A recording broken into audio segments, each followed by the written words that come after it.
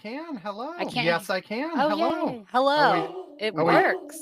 I do have a big echo though. Hold on. Oh, maybe it's Figure out me. what's. Do you have it on your headphones? Yeah. No. Oh no, I don't. I don't hear an echo, but I do hear a Okay. dog, which makes me feel better because I have one too. Let's see. Why am I echoing? My camera is really blurry too, but I don't think It's there's okay. anything I can do about it. Yeah.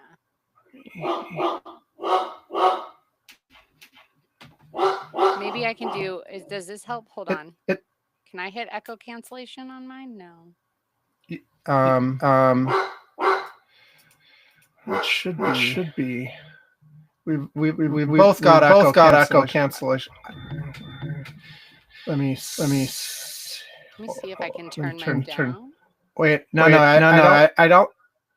It's probably not you. Hold on. Let's see. Okay. Nope. That's weird. Okay, I'm gonna drop out and join back in again. Okay. Just see if it's me. Just hang in there. Okay.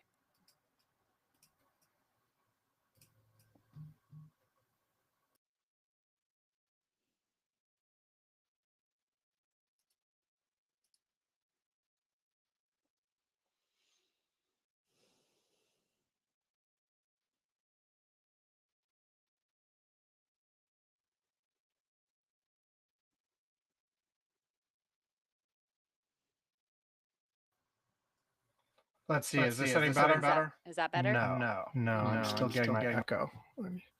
Let me. Does it work if I turn my mic off? Well, then I wouldn't hear you, right?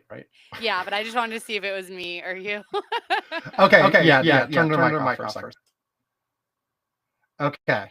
Yeah. No, I'm no longer hearing the echo, so it's definitely something going on there. Okay, let me see if I can.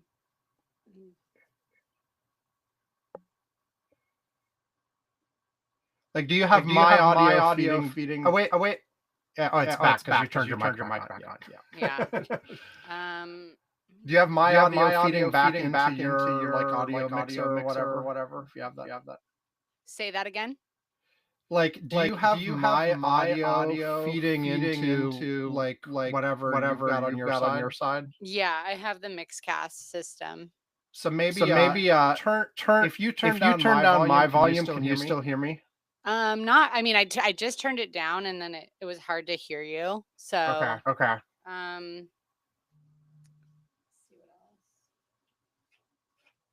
Is that better? No. Let's see. Yes, that is better. What did you do? Oh, I should have done. Oh, hold on.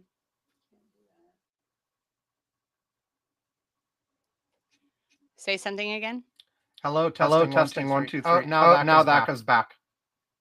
How about now? Because I couldn't hear you a second ago because I didn't have it connected to my computer. Oh my God, this camera. God, that's what I get for a $20 camera. Let's see. 1 2 3 4. No, I've got the echo again. Something you did turn it off, but I gather you couldn't hear me when you turned it off. Yeah, it was. I turned off the connection between the Mixcast, or I turned off the cord connection, or turned it down. Do you want me to try? I can probably try to get it on my laptop instead, but you're just gonna, I'm not gonna have the mic like this, but the camera will probably be better. Whatever you want to try. There's got to be a way with your setup to not have my feedback loop. Yeah. Because it's like you're taking mine and then feeding it back into your microphone. And that's why I'm hearing that go. Okay. Let me try to get on my Mac and see if that works. It'll probably be better. Hold on. Okay. I mean, I won't have the nice mic, but it'll be, at least we won't have the echo. Hold on. No problem. I'll leave and come back.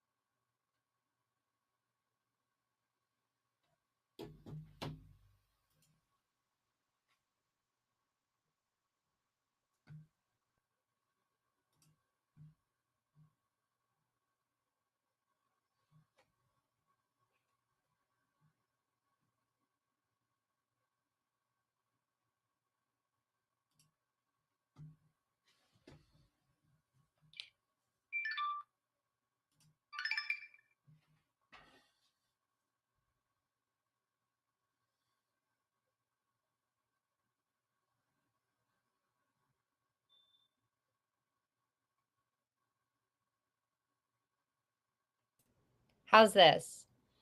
Let's see. Yeah, no echo for me, and I can hear you just fine. Okay, well, we'll just do it this way. Give me 1 second. I'm gonna lift this up. Your other setup does look cool, though. Yeah, it's good, but it's been a constant battle to get it to work properly. There we go. That makes me feel better. There we go. Okay. Well. Okay. And while you were doing that, I confirmed the live stream is going. Everything's working there. Like thing went out to both Mastodon and Blue Sky that the live stream's on. Nobody's watching though, so that's okay. That's great. That's really good for me. Okay. So what I'll do is I will replay the break that I ended. Like I only did a 5-minute intro saying I'll record most of the show later in the week, because I always try to like start an episode every Sunday through Saturday week. So I started it yesterday. Oh yeah. And then we'll just start. I was thinking, based on our conversation, do you it sounded like you were interested in a movie idea. So why don't we do like, how long do you have? I probably should be done by noon. Okay. I mean, I could go longer. I just have to leave at 3, but I want to make sure I have all my stuff before I leave. We won't go past noon. That's long enough. Let's see. And probably not even, but I figure given that, we can just try to blow out the whole thing rather than just do like one thing. So I figure maybe we'll do one with sort of the lighter stuff, movies, whatever you want to do, and then take a quick break, and then we'll do the whatever newsy stuff we want to talk about. Okay. Does that make sense to you? That sounds good to me. Yeah, okay. You just tell me and I'll just add into whatever, because I don't feel super prepared. I tried really hard between we used to do all kinds of prep. We don't anymore. That's the same with Sammy and me. We're like, we can't do it all. We've tried a lot of things.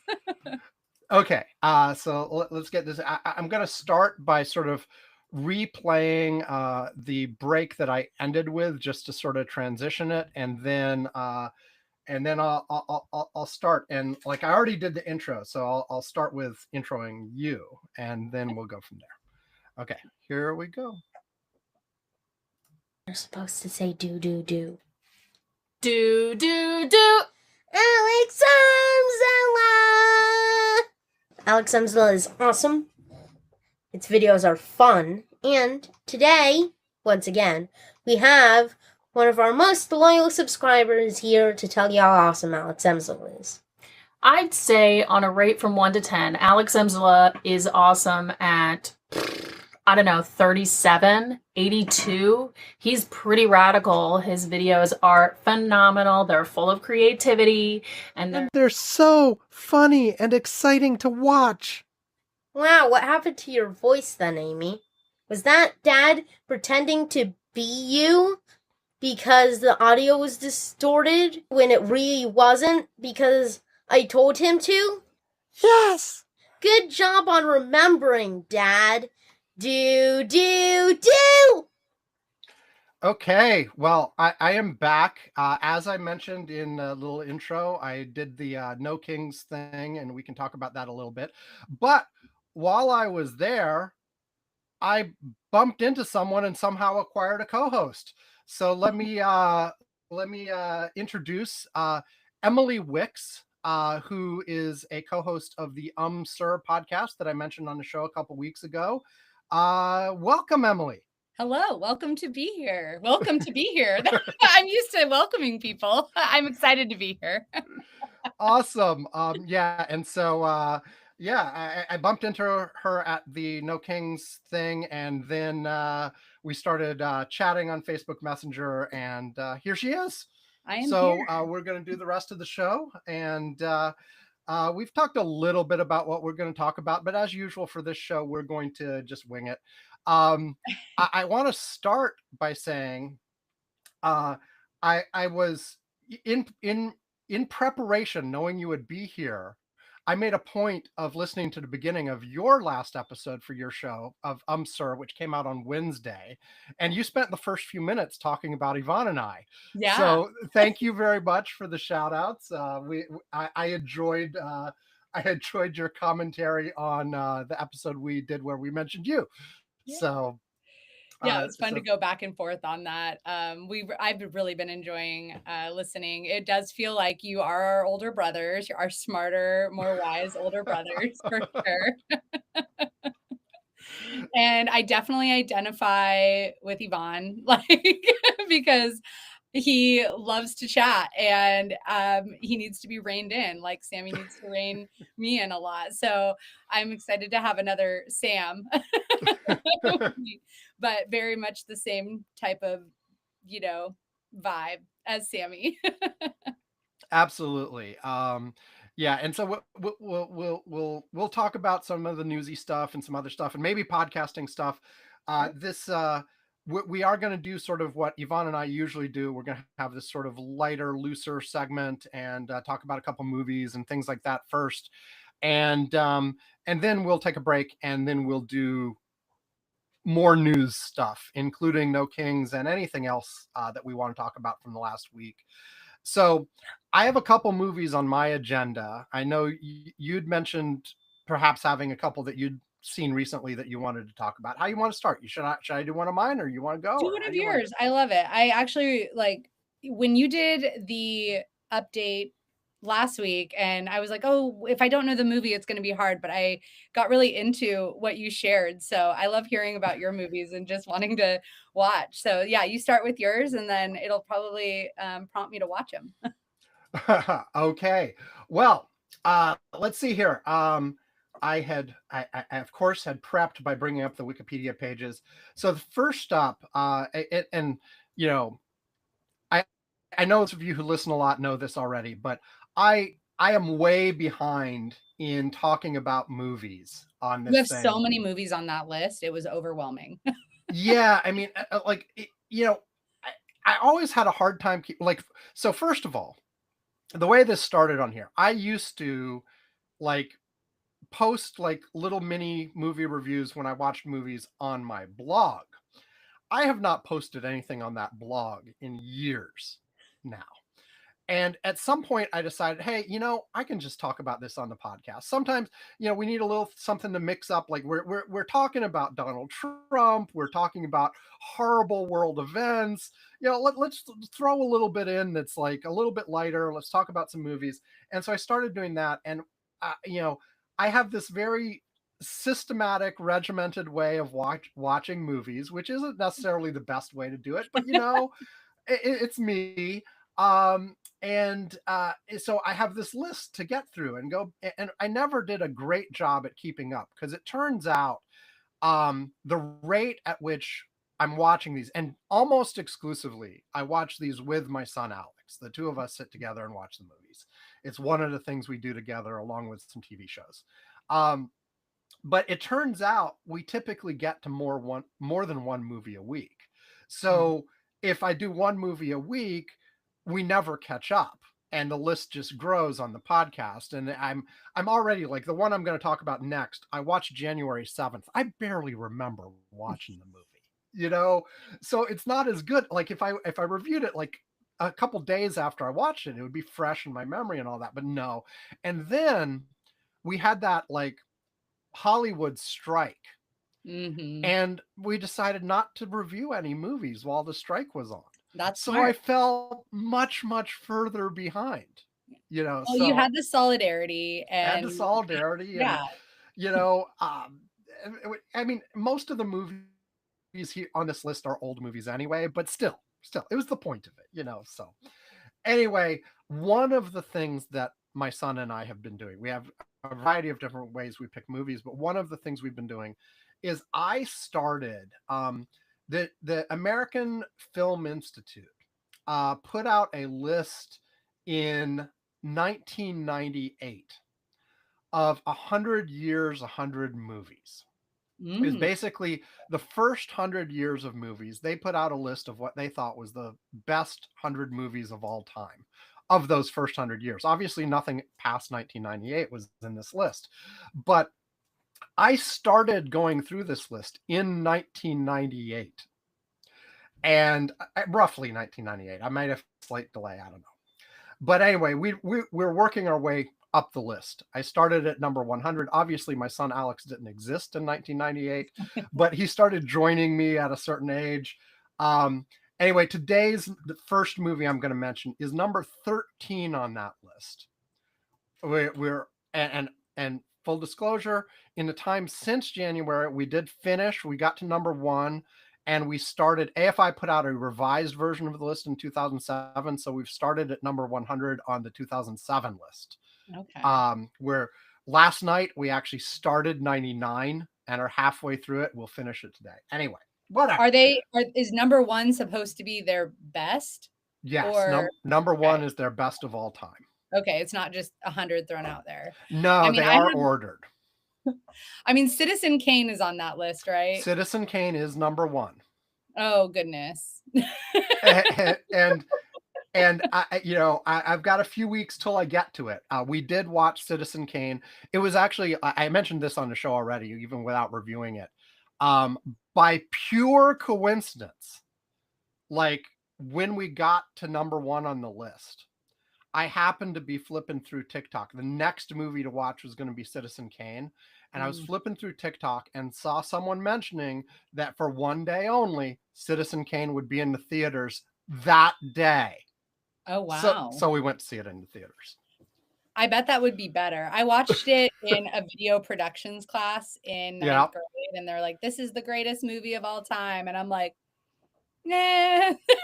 Yeah, I mean, I get what it was. I get that it was big for the time, but it's hard for me to watch.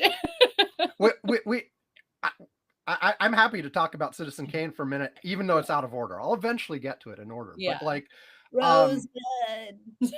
Yeah, I mean, and here's one thing too. Like, I actually knew absolutely nothing about the plot of Citizen Kane except 2 things before I watched it. One was that it was based on William Randolph Hearst or whatever, the historical journalist, newspaper guy, whatever. It was sort of roughly a take on him. And 2, I knew what Rosebud was. Like, that's all I knew about the stupid thing, and I knew that. And it's like, I felt like, would it have felt better if I hadn't had that spoiler? I don't know. I felt like, I recognize that you mentioned taking it and watching it in filmmaking class or whatever. I guess one of the things it's known for is it like pioneered a whole bunch of techniques, directorial techniques, camera angles, ways of doing shots, things like that. And I guess it pioneered a bunch of those stuff. I guess my bottom line take on it, my usual thing, I would give it a thumb sideways. It was okay. It was a fine movie. I was somewhat entertained by it. It has that sort of style of the time that it's a little bit stylized rather than realistic, but that's okay. Do I think it deserved number 1? No. I agree. And they kept it at number 1 in their 2007 re-ranking too. And no, I don't think so. I mean, fine. I wouldn't say it. I certainly wouldn't say it's a bad movie, but does it deserve number 1 of all time? I don't think so. Like number 2 in the 1998 was Casablanca. I'd put Casablanca above it. Oh, like, me too. Absolutely. I actually really liked Casablanca.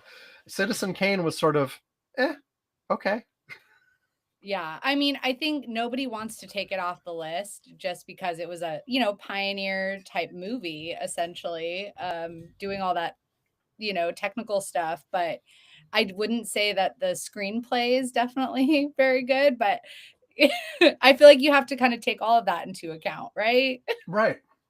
I mean, yeah, it just, it doesn't hold up. It's a meh at best. You can recognize it as pioneering and all good for its time and all that kind of stuff, and you can see like the grand scale of it and all this kind of stuff, without necessarily saying it's the best movie of all time. Yeah, exactly. It needs to be removed from the list. Sorry, that's a hot take from Emily. It needs to be removed from the list. At the very least, not number one. Yeah. Okay, put it in the 80s or something. Yeah. You know? 100. Anyway, the one I was actually on this time, we watched number 13 on the 1998 list, which dropped to 36 in the 2007 list. But Bridge on the River Kwai from 1957. As I usually do, I'll read the first couple paragraphs of the Wikipedia summary for anybody who doesn't know the movie. In February 1943, a contingent of British prisoners of war led by Colonel Nicholson arrive at a Japanese prison camp in Thailand. United States Navy Commander Shears describes the horrific conditions to Nicholson, who forbids any escape attempts because they had been ordered to surrender by their own headquarters. Colonel Saito, the camp commandant, informs the prisoners the camp needs no fences because the surrounding jungle makes escape impossible, and that they will be used as labor to construct a bridge over the River Kwai for the railway connecting Thailand and Burma. Nicholson objects, citing the Geneva Convention exempting officers from manual labor. Saito threatens to have the officers shot, but Major Clipton, the British medical officer, warns him there are too many witnesses. The officers are left standing in the intense heat until evening, when Saito confines them to a punishment hut. Nicholson is beaten and locked in an iron box. Shears becomes the only survivor of an escape attempt and recuperates in British Ceylon after being tended to by Thai civilians. The movie continues. It has things going on in the camp, what's going on with the bridge, what's going on with the rescue attempt, what's going on with how this all interacts with the rest of the war, blah blah blah. First of all, have you seen this movie? I have not. I almost watched it yesterday, but I just could get through one. Yeah, no, quite all right. I can definitely see why this was on the list. It's it's got a big part of it is sort of how the officer that they talked about. Spoilers. I mean, it's a 1957 movie. Sorry, spoilers. If you're concerned, move ahead. He actually starts building the bridge for them, and he gets so invested in the bridge, he actually cares more about that than anything else. Even though he's theoretically being forced to build the bridge under duress as a prisoner of war in an effort that's going to help the enemy. He ends up really all he cares about is building the best bridge he possibly can. Because it's if he's going to do it, he's going to do it right, and all of this kind of stuff. And then tension comes in when, of course, the British actually want to destroy the bridge that he's building, and then things happen. I'm not sure it's number 13, but it was a good movie. I'll give it a thumbs up. It definitely is a movie of its time. You can tell it's a 1950s movie in terms of the styling and the pacing and all this kind of stuff. But worth watching. I liked it. And of course it's got that the song they whistle. Do do do do do do do do. That one. Yeah. And it only happens at the one moment where it's really a part of what's going on, but it's an iconic bit. And so yeah, thumbs up. I don't have a lot more to say about it. Like I said, I saw it in January, so it's not fresh in my mind. Yeah. But I do remember it as being worth the watch. It is how long is this thing? 161 minutes, so it is a fairly long movie. When Alex and I watch these things, even shorter movies, we typically watch half and then watch the other half the next day. It's just easier for time, but certainly on longer movies we do that. Sometimes we even split them into 3 or 4 parts. I don't remember how long how many we split this into. But yeah, I have it's one thing when you're sitting in the theater. Even then, I get annoyed at the long movies. I don't want to get to the end of the movie desperate to use the bathroom, you Yeah. know? Especially when you've had the big movie theater drinks and all this kind of stuff. You know, watching at home does alleviate that because you can pause whenever you Mhm. want. You can get a snack, you can split it over 2 or 3 days, you know, whatever. And that's useful for the long movies. And I'm glad for this kind of movie I was able to do that. What's kind So, of crazy for me is that I'm not much of a movie watcher anymore, but I can watch, I don't know what it is. It's like I can't sit through a movie, mhm. but I could sit through 2 hour long, 3 hour long television shows. I don't get it. I don't understand, Well, but they have that pacing where it's sort of like you stop. There's a moment that is a natural pause point, I guess, yeah. that lets you reset. I guess both for like taking breaks, like I said, but also just even if you're watching straight through, it's sort of a mental reset. I mean, I guess it depends on the show. Some have like cliffhangers that roll right into the next episode, but yeah. Yeah, I just think there's more character development in television shows. I don't know what it is, but So, you know, well, since you brought up TV, before we get to like the next movie, Mhm. is there something you're watching right now that you really like? I usually talk about TV shows on the show too, but only when I've completely finished all existing episodes. Oh, So okay. like, yeah, so I've got a number of TV shows that we're on our way through, uh but I don't talk about them sort of episode by episode, season by Yeah. season. But what are some things that you're enjoying right now? And I'll Well, add them to my list if I don't have them already as things to well, if potentially you watch. haven't seen Outlander, have you watched Outlander? I feel like I have not. oh my gosh. I think I've heard of it. Is that the one with the woman who goes back in time? Yes, the woman in the Okay. 1940s goes back 200 years to the 16th century, Scotland, and it My is yeah. my wife Brandy, who you also know, I know she used to read the books that this is based on. Oh yeah, I I've don't. read them too. She's probably watched the TV show too. I don't know, but like, so I knew a little bit about the outline and the plot, but I've never watched it. But like, so good. The TV show is good. Oh, it is my absolute favorite. They also just came out with a prequel show, Blood of My Blood, on Stars. So yeah, the whole thing's on Stars. It is on Netflix, but they don't have the complete series on Netflix. I think they don't have the last I don't know, with the writer's strike too, there was a lot of issues with them halting production. So I think the seventh season has been broken up and this last season is coming out in the new year, I believe. So I've been recently rewatching the episodes because I love it. And now watching Blood of My Blood, which is the prequel, you catch a Hmm. lot of the things and the little Easter eggs that they add in there. But I thought that the last episode of the seventh season was episode 8, where um, it's called Written in My Own Heart's Blood. That was, I think one of the books is called that too. And as I was rewatching it, I saw that there was another episode. Sammy and I had thought that the episode 8 was the last one.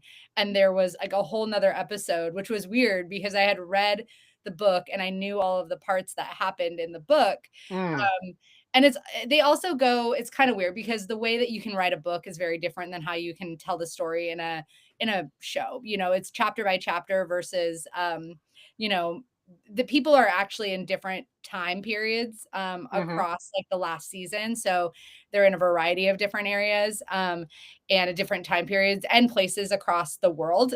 So whether it was Scotland or the United States. But right now it's on basically the Revolutionary War and it's nearing 1776, and they're involved with George Washington. He makes an appearance in it. The Marquis, uh, how do I say his name? Oh my God, I'm so embarrassed. Lafayette, right? Oh, Is Lafayette. it Lafayette. yeah. Yes. So it's just I don't want to spoil it for anyone, but I absolutely love it in terms of like the historical context and what happened. And it's interesting to see the relationship because the in Scotland, the Scots and the British have such a a tumultuous history. They basically ended the way of life for Scots when they had the war, Culloden. That was, I think, season 3, where they had the Battle of Culloden. And now, they ended up in America, and now they're fighting again against the British. And the woman who, Claire, who's the main character in it, she is British. She was a war nurse in the 1940s. And so Okay. they call her Sassenach, which is, I guess a mean term for someone that's a British woman, maybe, or just someone that's outside of Scotland, and that's Outlander too. But I just highly recommend it. I'm always shocked when someone says that they haven't watched it, because it is, I mean, it's up there to me with Game of Thrones, but more realistic and, a historical context, and I love putting history in context, because I think it makes it more understandable than just reading it in a history book, or and books. But the books are great. And I always think about, could I go back in time? I mean, Claire being in the 40s didn't have the benefits that we have, or the benefits. I don't know if social media Right. is a benefit, but most of the time I would be like, I need Google, half the time. There's a point where she asks, like, where's your health department? And everybody's like, what the heck is What? that? Yeah. I mean, people romanticize various portions of the past all the time, and it's so problematic in so many ways if you actually start thinking about it. The I know. past was horrible. People were wiping their butt with corn cobs. Like, do you want to wipe your butt with a corn cob? Like, Yeah, no, I mean, like, I mean, first, start off, if you're not a privileged white male, you're screwed. But even beyond that, um, just I mean, I've seen people do the comparison that the even if you took the richest person in the world, their standard of living in terms of, healthcare, nutrition, even what their luxuries mhm. are like, an average middle class person probably has them down cold. Yeah. Like, you would probably, if you actually had to compare, you would probably prefer your standard middle class life with your job and your car and your internet and your phone to being like the king of a country 500 years ago. Yeah. You know, I mean, unless you are really just super into like the power and the sadism and whatever, okay, maybe you get off on that, but otherwise, yeah, no, it was miserable, It totally and smelled. I mean, they make the sex scenes like, so hot, but you're like, no, they're disgusting. Like, they are not showering. Everyone stinks. I've been inspired to absolutely. make one about going back in time in Seattle, like before or after the fire, the Great Seattle Fire. And I just can't even imagine if somebody from 2025 were to go back in time and survive.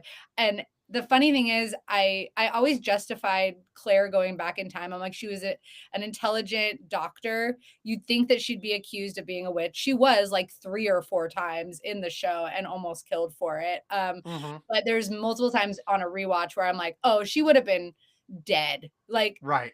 if she would have been dead. What she just said, she would have been, yeah, gone. Like, she talked back so much, um, that even then they would have been like, no. Another historical thing people have talked about is, especially for the upper classes, but like before the advent of clean water, people just drank alcohol all the Yeah. time. So Oh they yeah. were just constantly drunk, Yeah. you know? And like you can probably explain a decent amount of human history by the fact that everybody involved was drunk. Exactly. Well, I mean, you can explain now, Yeah. because Pete Hegseth is probably drunk all the time too. Hey, he promised he would not drink anymore. Oh, okay. Yeah. Sure. And I'm not going to smoke weed anymore. Oh goodness. Well, I also watched All the King's Men, the 1999 version, which I Let me look imagine that up. is very different. You said you watched all of them, right? So I was like, oh shoot. No, I watched none of them. Oh, you've not. None of them. Oh, okay. Oh, Uh, so I added them all to my list when you sent them to me, and well, weren't they so on you your watched them. list? Well, you know what I do is like the list is long enough at this point. Mhm. The things I want to watch that I long ago stopped checking when I add new things. I figure if it comes up more than once, it Mhm. just makes it more like because I pick randomly from the list when I pick new things to watch. It just makes it more likely it comes up if it comes up more. So you watch the 1999 version. So I'm just reading the very beginning here. All the King's Men is a British World War One television drama by the BBC. Mhm. First broadcast in 1999. Film derives its title from a line in the Humpty Dumpty nursery rhyme Oh, I and didn't know that. is based on a 1992 book called The Vanished Battalion.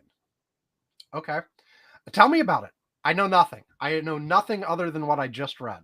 Yeah, so very different than the one that's like in 2006 with Kate Winslet and Sean Penn. That was the one that I was thinking because I was like, oh, let's watch something like All the King's Men, which is it sounds like Is it basically a remake of the same thing or just share a no, title and they're nothing all else? very different. Okay. I think there's one that there's the 2006 one that you had mentioned, and then there's another one that was like in the 50s, I think, that came out. This one's completely different. It's actually really positive. I think the other ones are really about corrupt politicians, and this one is about George V, their company in Sandringham. They send, these are all people that worked for the royal family essentially, and so some of the higher ups were generals that went to fight. This is when we the in World War One, when we invaded the Ottoman Empire. Mm, And it's they go there, it's awful circumstances. It's really sad, and it does show the horrors of war, I think, even more so than I've seen in a lot of things, of really how bad it is. And it's upsetting in the beginning to see all of these people so excited to go to war. And there's even a 14-year-old that's like, mm, I enlisted and I went. I don't know how he ended up getting to go. Um, but there's a story in it where when they ran into the battlefield, and this cloud comes over them, and then everyone just disappears. But what really did end up happening is that all of them were shot and killed, and shot in the head. They found the bodies, but I don't think anyone will admit to the fact that that's what happened. They make up this magical thing that they all just disappeared over this cloud, and no one could be found. But it turns out that they did end up finding them. But even still, when you look up the stories about it, like, they will never confirm and say that that happened. They just disappeared. So it was really sad. And I think this one puts the king and the monarch in a really positive light, essentially. And shows that they had their bathwater at 2 inches and stuff like that, all the sacrifices that the royal family was making to for the war efforts. But I think it's really interesting too that we, in this time, we invaded, and so when they were doing like recon later and trying to figure out what happened to people, the US ambassador to the Ottoman Empire, to Turkey, was like, remember, you invaded us. But they didn't want to take any prisoners, and that was shocking for the UK government and the British, because they were like, you are required to take prisoners, and they're like, no, we're not. But they were going on their land, and in an attempt for oil, essentially. It was a stupid trip. Why have that? And it makes me think about, why are we invading other countries? Let's mhm. just use our military to protect ourselves, and to protect what we have. It was really sad, and it was pretty grotesque, I think. I had to close my eyes a couple of times.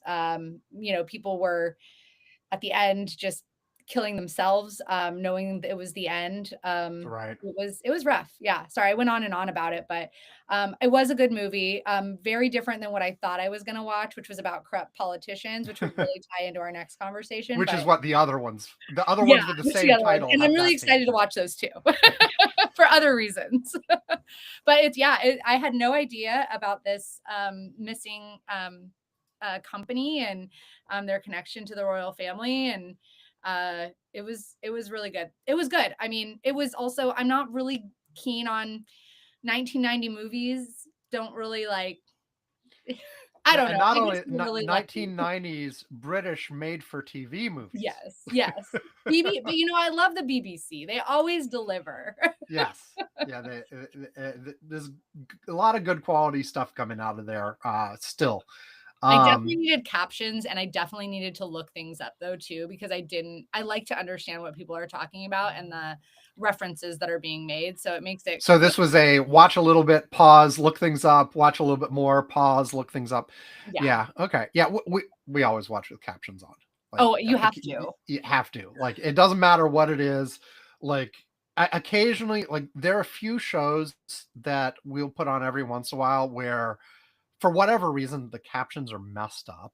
Oh yeah. Like they're like not synced with what's going on the screen, or various other problems. It doesn't happen all that often, but it does happen occasionally. And in those cases, we turn off the captions, because it's one thing when they actually match what's happening on the screen. When it's like completely unrelated, almost, it's like, no, that's not that. No. But yeah, no, captions have to be on. It's, well, and I'm deaf in my right ear, so I like, hearing wise, I really need that. But when I'm watching Outlander, for instance, I mean, I can barely understand what they're, the Scottish accent is like. What?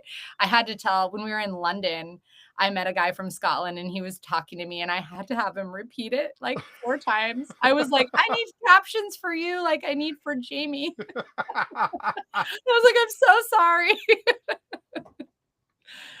But excellent. yeah, that's what's hard too. Yeah, good movie. Thumbs up. Probably won't watch it again, but glad I did. Well, that's definitely a class of movie that good movie will never watch again. Like, or sometimes, like, we'll watch again many years from now. Like, there's the things that are fun and you don't mind rewatching. They're the ones that are like, okay, that was incredibly awesome, but it was so emotionally draining and so affecting. It's going to be at least 20 years before I even consider watching that thing again. So we should watch all of the Oscars movies. I've always wanted to do that. I had a friend who would do Oscar night parties, but it can be so hard to get to all the movies. And I think it was last year or the year before, I got to one, which was Saltburn. Did you ever watch that one? I have not seen Saltburn. Children. Adding it to the list. Definitely not for children. No, I mean, I am not better off for watching Saltburn. It was a fascinating movie though. But it's always like that. I think. Okay, since you brought it up, give just like a minute or two about Saltburn, and then we'll take our break and move on to news. Oh no, we don't need to talk about it. I think that anyone who's watched Saltburn can attest to that. So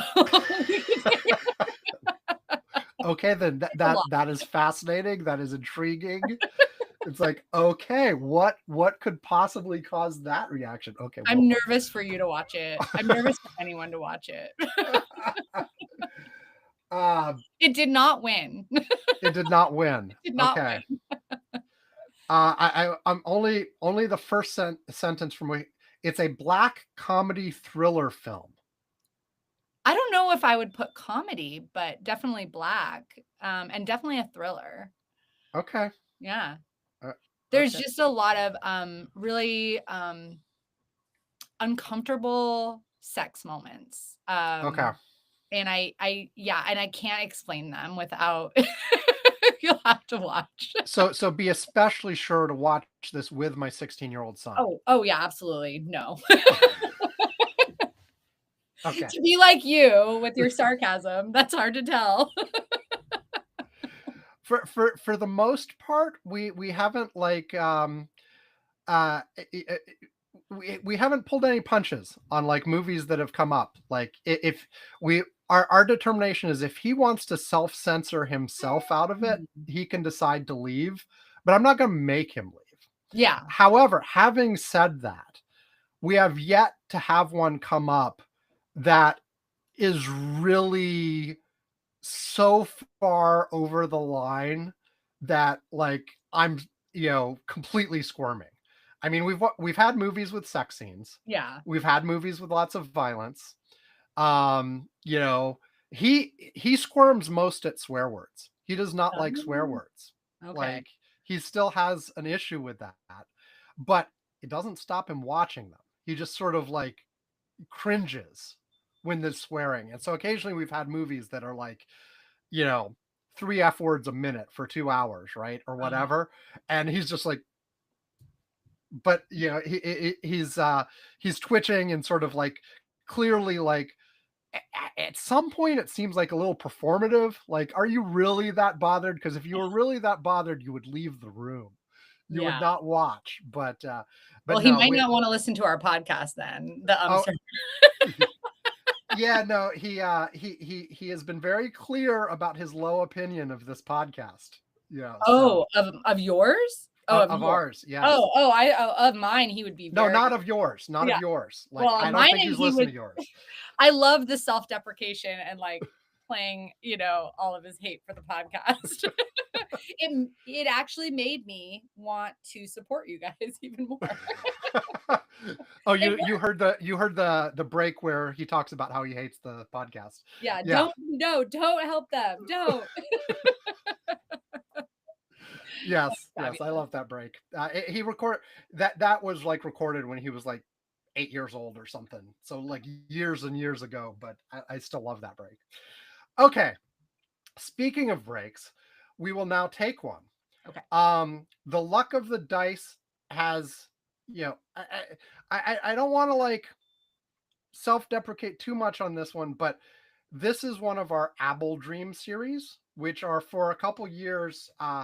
And this was also prompted by my son, Alex. He made me like, whenever I had a dream and woke up in the middle of the night and remember it, he made me record it onto my phone.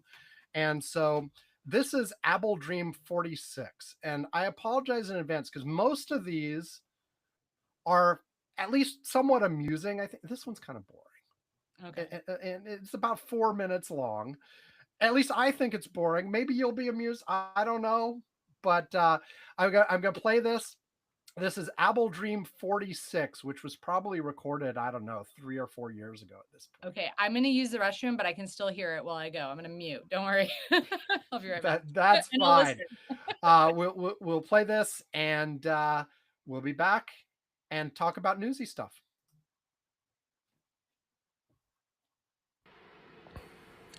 I was sitting in this tent thing with Brandy. And there were other people there. But then 2 new people walked in. One of them was apparently a producer of Doctor Who. And then I realized that next to Brandy was John Nathan Turner, who was a producer of Doctor Who decades ago. And yeah. And then I realized another person who was sort of walking up was the person who played the 4th Doctor, but much older, but not looking like he does in real life right now. This is Tom Baker, but instead sort of looking sort of big and overweight and roly-poly, which is not what he looks like in real life. And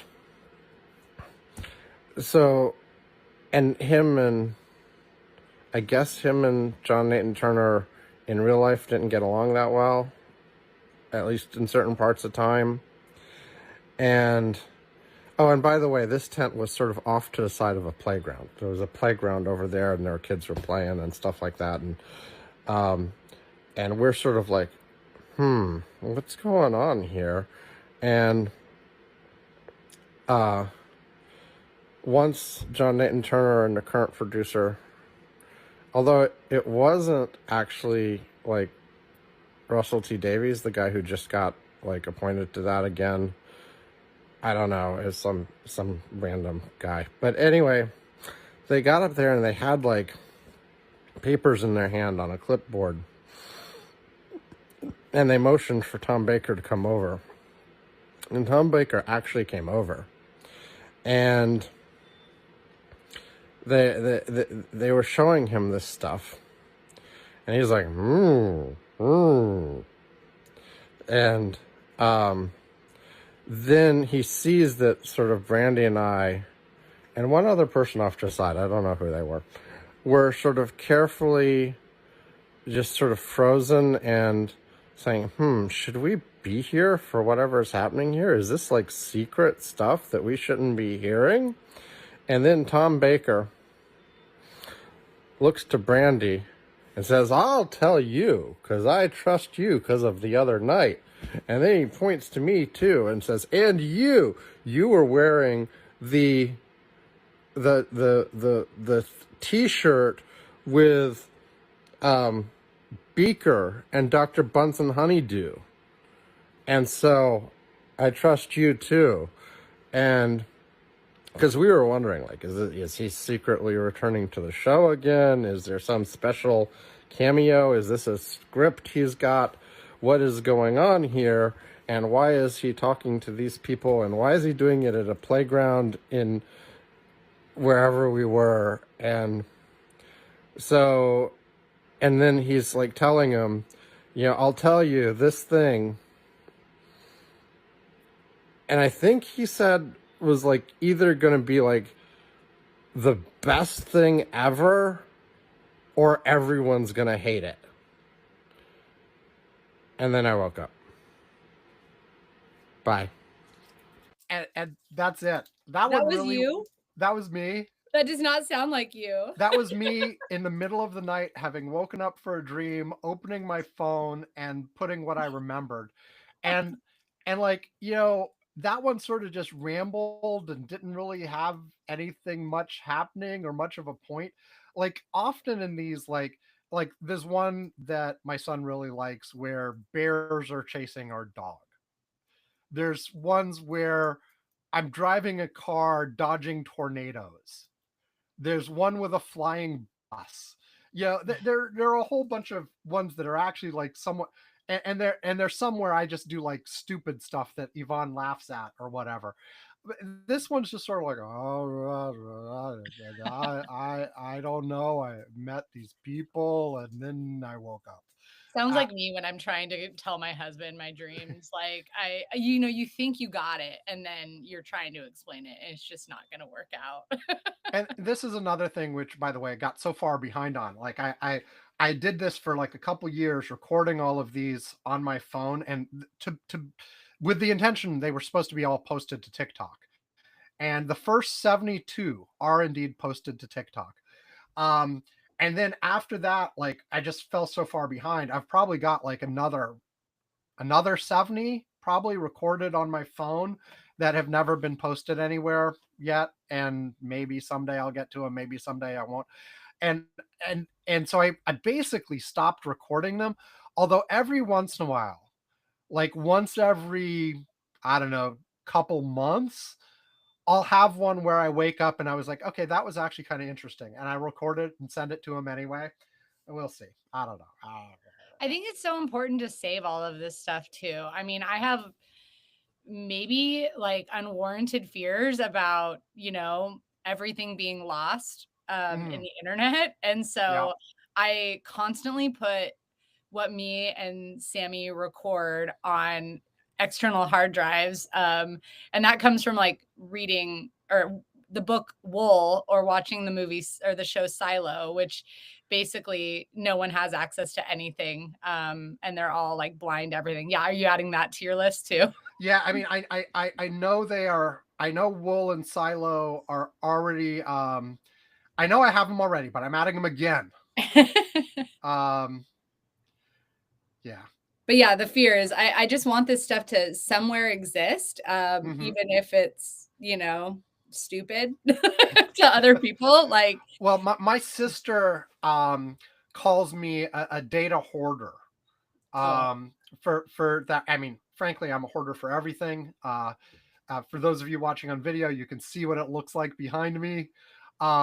But yeah, no, I'm absolutely a hoarder. It is a problem. Brandy and I are trying to work through it and deal with it, but we just never have time. So things are building up and it's a disaster. But like data specifically, also, like from a very young age, I started like trying to make sure stuff I was doing was captured and not lost. And so, yeah, I have boxes in my garage of elementary school homework, that I still have. I have piles of papers stacked all around me. I have, I've mentioned on the show before, but not in a long time. Like when I left college, there was not a good mechanism for me to electronically store email. So I printed out years of college email that reflected like this is my history through college. This yeah. is like my back and forth with friends and blah blah blah blah blah. And so again, somewhere in my garage are probably around the order of 8 large boxes that are full of printed out email from college. That's, Things like you're that. like Hillary Clinton. Please print. Exactly. Somebody will get me for this stuff one day. Like they'll find that incriminating email from my senior year of college that just looks awful. And by the way, there are definitely incriminating emails from my Oh, senior year of college that same. have me doing things that I am utterly ashamed of today and admitting to them on paper. But it's there. My college, I started my freshman year, the year Facebook started. Mm. So yeah, the things that we put on Facebook, uh, I've had to remove a lot just for other people, not because I wanted to. But I own my stuff, we Right. own our shit, and I said that. I was like, when I ran for office and when I served, I was like, I'm accountable to myself, and that's completely fine. Like, we're not all perfect, and I'm a better person today as a result of other people and my experiences, and we're always learning and growing. Like, but Yeah, no, yeah, absolutely. I mean, it's a lot better than sort of you can't. I don't know. Like you can't just pretend it didn't exist or didn't happen. Now, at the same time, I can tell you there were things I did in college I'm embarrassed about. I'm probably not just going to come out and tell you what they are right yeah, now, this very second. I'm not. But if somebody confronted me with them, I'd be like, yeah, that was that me. happened. I'm sorry. I'm embarrassed about Me. things I did last week. I'm embarrassed about saying welcome, excited to be here at the Yeah, beginning. yeah, no, I mean, yes, absolutely, yeah, yeah. But in the end, you have to own them. It does no good to like try to deny them or pretend it was, you know.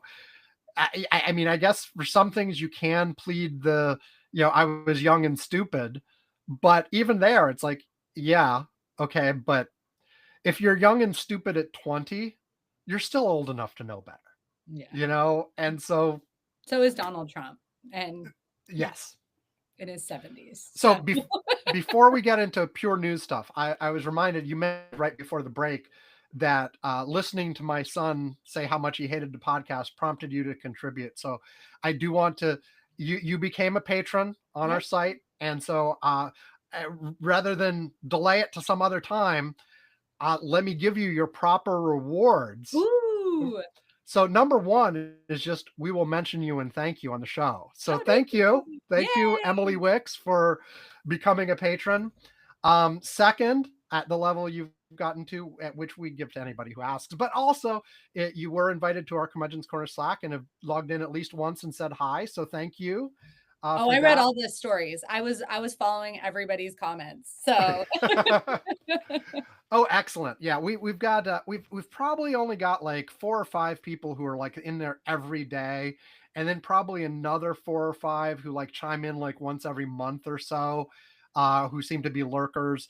And then we've got a few more people who logged in once and haven't really logged in again, mm, but whatever. That's fine. People have their different levels, but we have fun there. And then we've had a few people who are regulars for a long time and then sort of dropped off, and that's okay yeah. too. So Well, I was holding off on getting Slack again because I have WhatsApp, yeah. Discord, Signal, every single way that someone can get a hold of me, I feel like. Yeah.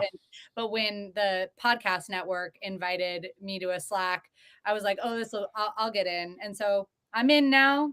Yeah, Uh, and but and oh, go ahead. someone reminded me the other day too, like, Slack, yeah, if you look at the ownership of Slack, it's like people who you might not necessarily like if you go up the chain and like Mhm. whatever. But I'm like, you can't avoid that. I'm Yeah, sorry. Like, it's really y- hard. if you have to pick and choose your boycotts over like people you don't like being like partial owners of some whatever, or even like major owners. I mean, you know, if you boycotted everything where anybody involved was problematic, you couldn't do anything. You'd be sitting at home doing nothing, and so you have to pick and choose. And I mean, there are occasional things I will avoid, but and the person who reminded me about Slack the other day, I'm like, well, what is Discord better? Yeah, exactly. Yeah, I don't know that it is. Mhm. You know, um, all of these things have one issue or another or whatever. So, you Yeah. know, we picked Slack years and years ago for whatever reasons that made it attractive at the time. Probably it's what you could get for the free tier and stuff Yeah. like that. And moving would be a pain. Anyway, so welcome to the Slack as well. And Yeah. then finally, at the level you have contributed to our Patreon, we get to ring a bell in your Ooh. honor. So here's a bell.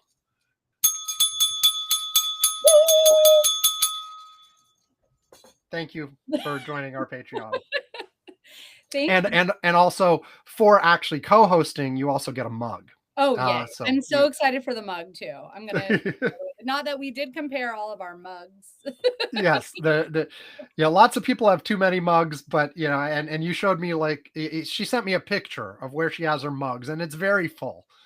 But we'll get you a mug anyway. And anyway, That's so really why I left the legislature. I didn't need any more mugs. Every year they give you a mug. actually, like we didn't do this at the beginning. When I first introduced you by name, do you want to give like 2 minutes on like who you are and what your history is, and plug your podcast a few more times, and then we can move on. Yeah. So I, gosh, grew up in Snohomish County, born and raised in Marysville, Washington. I live in Everett, Washington now. I, worked at a few public affairs firms. I got really lucky in 2008 and got a job in the middle of a recession, paid absolutely nothing. I worked on Governor Inslee's 2012 campaign for governor, which really took off my whole career. When I came back to live in Snohomish County after connecting with my spouse, who we reconnected at our 10-year reunion, I ended up working at the Marysville School District in communications for a while. And during the pandemic, one of our state senators retired, and there was an opening for a spot in the state legislature. Ended up being a House seat. Senator June Robinson took the Senate seat, and there was an opening there. And so I went for the appointment process and I won, and then ran that year, served for 2 years in the state legislature. Had enough at that point. It was really hard. I think your partner can attest to the difficulty of that experience. And she knows the experience of going through the appointment process, which is Yes. tricky too. And its own, I think that was even harder than running a full on campaign in some ways. And then after that, decided to start a podcast. I've always loved kind of acting, and I mean, the same thing with you. My friends and I used to make time capsules and record ourselves on tapes and put them in there, and I still have those as well. And I'm also the executive director of the Washington Institute for a Democratic Future. We recruit 32 fellows every year to go across the state, learn about civics, and meet all of their delegation. We get to go to DC. They meet their delegation there. We get to meet with all the Democratic members. They really respect us. We go on extended learning trips. This year, we're going to Arizona, Nice. hopefully pending the government shutdown. But I really love being in that space. I did the program in 2013, and it was just really meaningful for me, and the opportunities to network with folks. So putting that out there for any 21 to 39-year-olds who are interested. We really try to get a diverse set of people from across the state. It's heavily those who heavily apply heavily are from King County and sometimes Seattle. So having people from Snohomish County, Spokane County is also really great. So that was my little drop on that. And then the Sir podcast I did with my neighbor Sammy. I started out on my own, but Sammy was a guest one time, and I go, why don't we just do this together? Because I need a partner in crime. And she comes to the podcast, as like, I don't know, she'll call herself a layperson. But it was always nice to talk to her about what she's hearing, not someone not deep in the politics, like, and right. not deep in that space. And so to hear her perspective and then to provide the insight that I know and share that with others is really fun. So it's been a work in progress. I know that how long have you and Yvonne been doing this? We started in June 2007. That's awesome. Yeah, you're an inspiration too, to just, to keep going. And no, I mean, we're so impressed with you guys. And yeah, it's really given us like a new, a little bit more oomph to our work, and love it. And I have so many ideas for us. So I can't wait to talk like offline about ways that we can promote our podcast and the Snohomish County Podcast Network. So excellent. Yeah. Should be fun. I'm very interested to hear what you have to say and figure out what we can do together. It should be fun. Very cool. So let me start with as we dive into the newsier parts of things. We bumped into each other at No Kings yesterday. I heard someone say it was actually the third one, but this was the second one. I think the first one was labeled differently. It wasn't labeled New Kings. It was just No Kings, not New Kings, but wrong direction. No, but the first one was labeled something else and was a lot smaller, and they really got their speed with the first one back in June, the No Kings one, and now we've had the second one. What were your thoughts over? Brandy and I showed our faces at 3 of them yesterday. We sort of did. She was thinking about 4, but we sort of ran out of steam. But we went to Monroe, Snohomish, and then Everett. Everett's where I ran into you. Just a quick report on those. Monroe and Snohomish they didn't have rallies. They just had sort of people with their signs lining the streets at a designated location.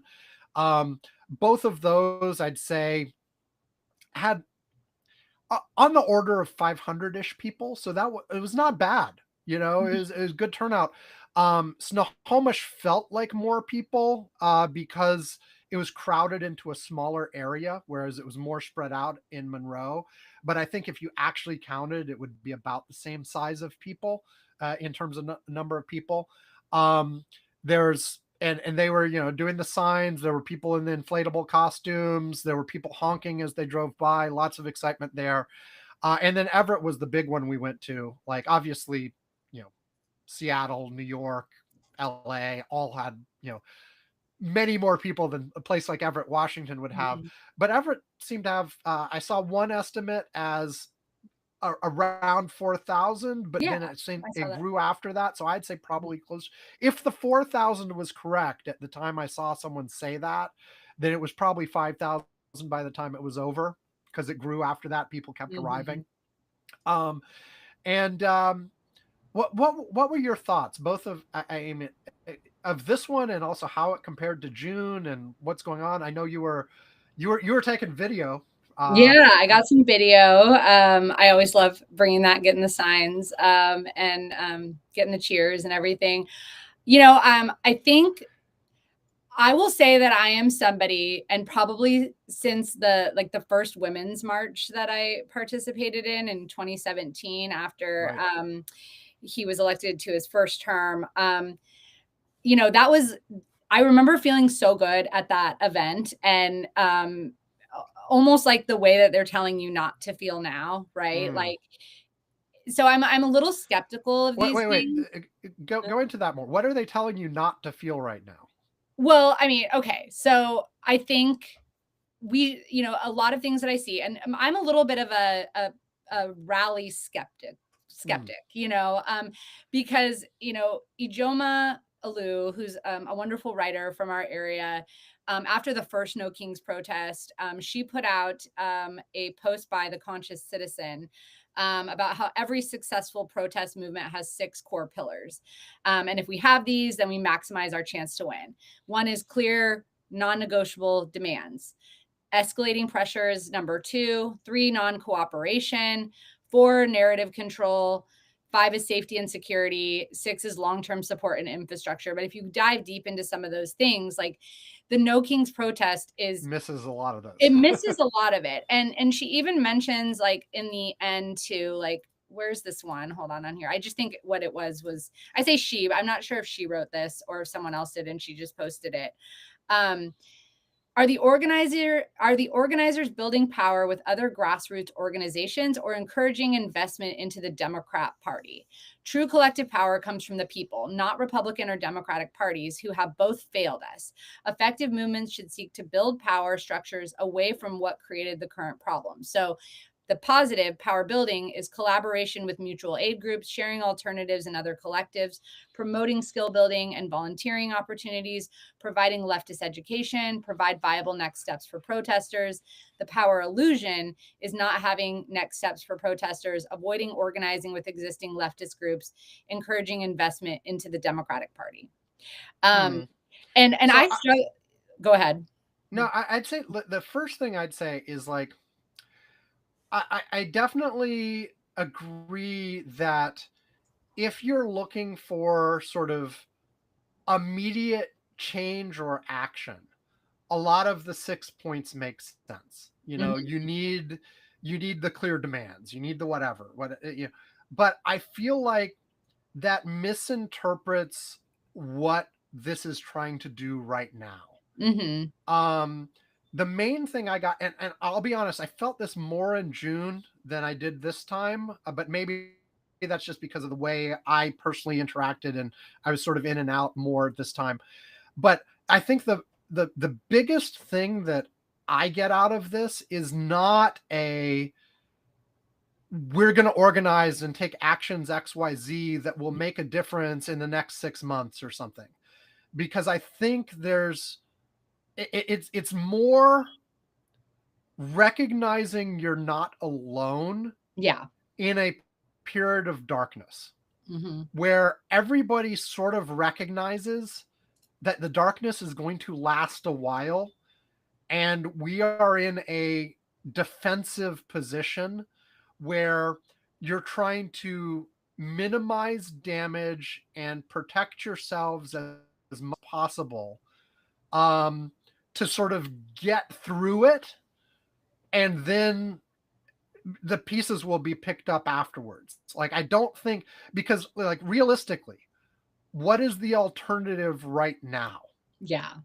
Are you really going to, like, you know, and I have heard some people advocate, like, oh, it's time for an actual revolution. Let's do a violent like overthrow of the government, or let's actually do secession and have some states try to leave, or let's do a military, hopefully the military does a coup or whatever.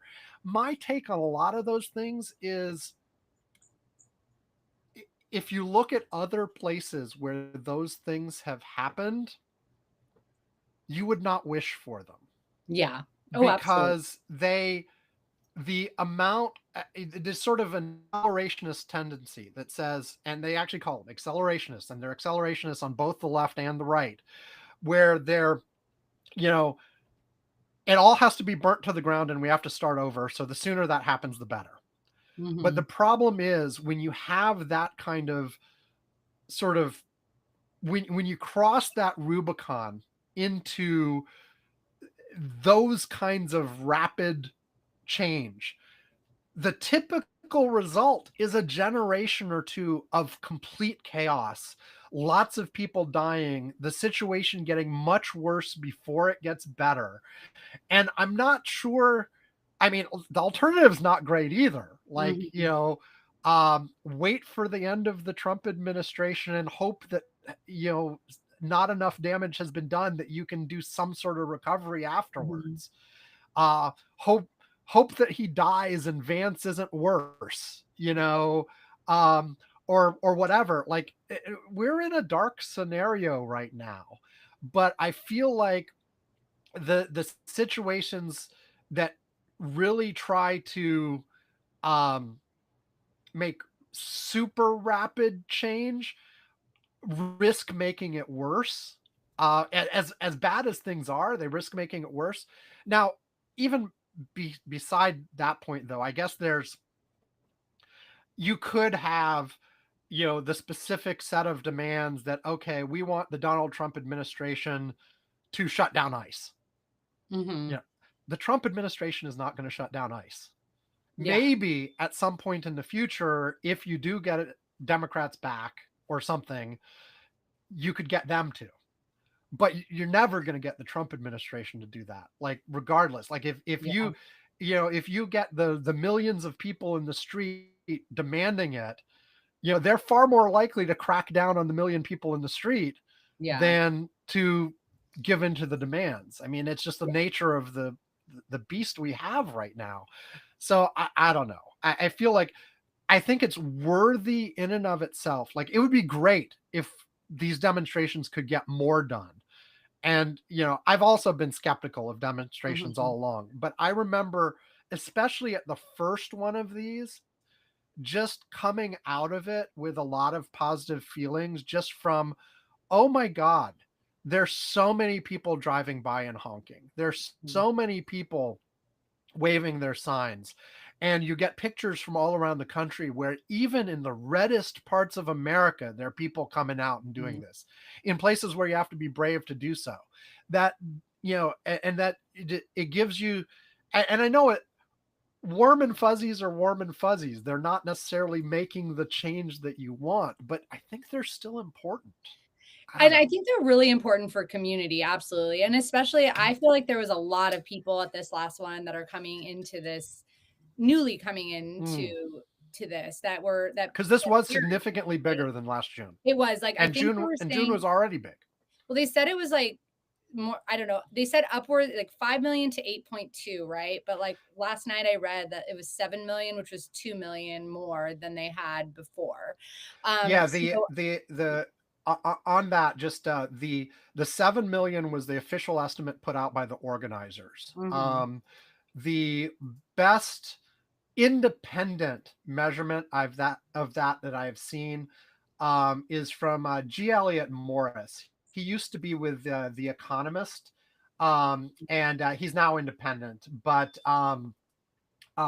his estimate, having compiled like spreadsheets from all kinds of volunteers, pictures from everywhere, their median estimate 5.2. So that's their best estimate, but it could be as high as 8.2.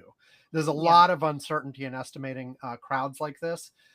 So his take on the official 7 million estimate is that it's probably a little bit optimistic, But it's within the realm of possibility. And even if you're at the lower end at 5.2, it's still likely the largest single day protest event since 1970, at least. Yeah. I mean, it's and I think, with the clear non-negotiable demands and those pieces, it's really hard to do that when they're literally upending everything. So it's like, everybody's coming with their Yeah. different ideas. It's really hard to have Well, one demand because it's all also, interrelated. it pick any demand you want. It ends up Mhm. being divisive and sends some of the people away. Yeah. Like the idea of no kings specifically is they're making a broad statement about the value of democracy and Mhm. the value of rule of law. And that's something that you can get lots of people behind. If you make it a very specific demand about a specific policy, you're going to be shedding supporters left and right. Mm. Like the whole idea is like, what is the broad coalition that you can make against the trend of things that's going on? One thing that my wife Brandy pointed out, and a number of other people then nodded their heads along, is at the Everett event, there was a speaker from the League of Women Voters. The League of Women Voters, for those who aren't aware, Mhm. are notoriously neutral. Yes. Their whole thing is they are a nonpartisan organization. They organize like debates between candidates, they organize voter registration drives, but they are meticulously neutral. I Mhm. mean, they've got nonprofit status that requires that, but even aside that, their whole philosophy is we don't take sides. They spoke at this event because was not a specific anti-administration thing. This was not a Mhm. pro-democrat, anti-republican event. It was a pro-democracy event. Yeah. And so even somebody like the League of Women Voters could get behind this and have a speaker there and that kind of stuff.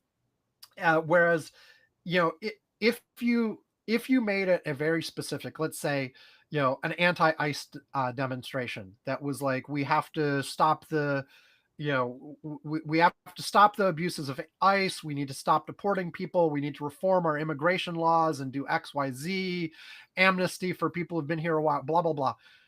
You would not get anywhere near the size that you got with No Kings as it is. I'd like to think you would, because I agree with all those things, but the reality is you would lose a bunch of people who could get Mhm. behind No Kings but couldn't get behind all of the specifics of detailed proposals. Yeah. Well, and just going back to like being at that first women's march, and I guess I'm kind of tired, and I'm of the mind, and I hate to say this, and I understand that if there was violent protests, that wouldn't serve anything as either, but I do think that Yes. something needs to break, and I do think that part of the problem, which is what Ijoma always talks about too, which I myself have a hard time like really, I would say personally, actually committing to it on a full scale, because um capitalism is just so ingrained in everything, and it's either like you survive right now or you don't, because you have to live in this space. Like we're talking about Slack and the fact that you're just going to use it.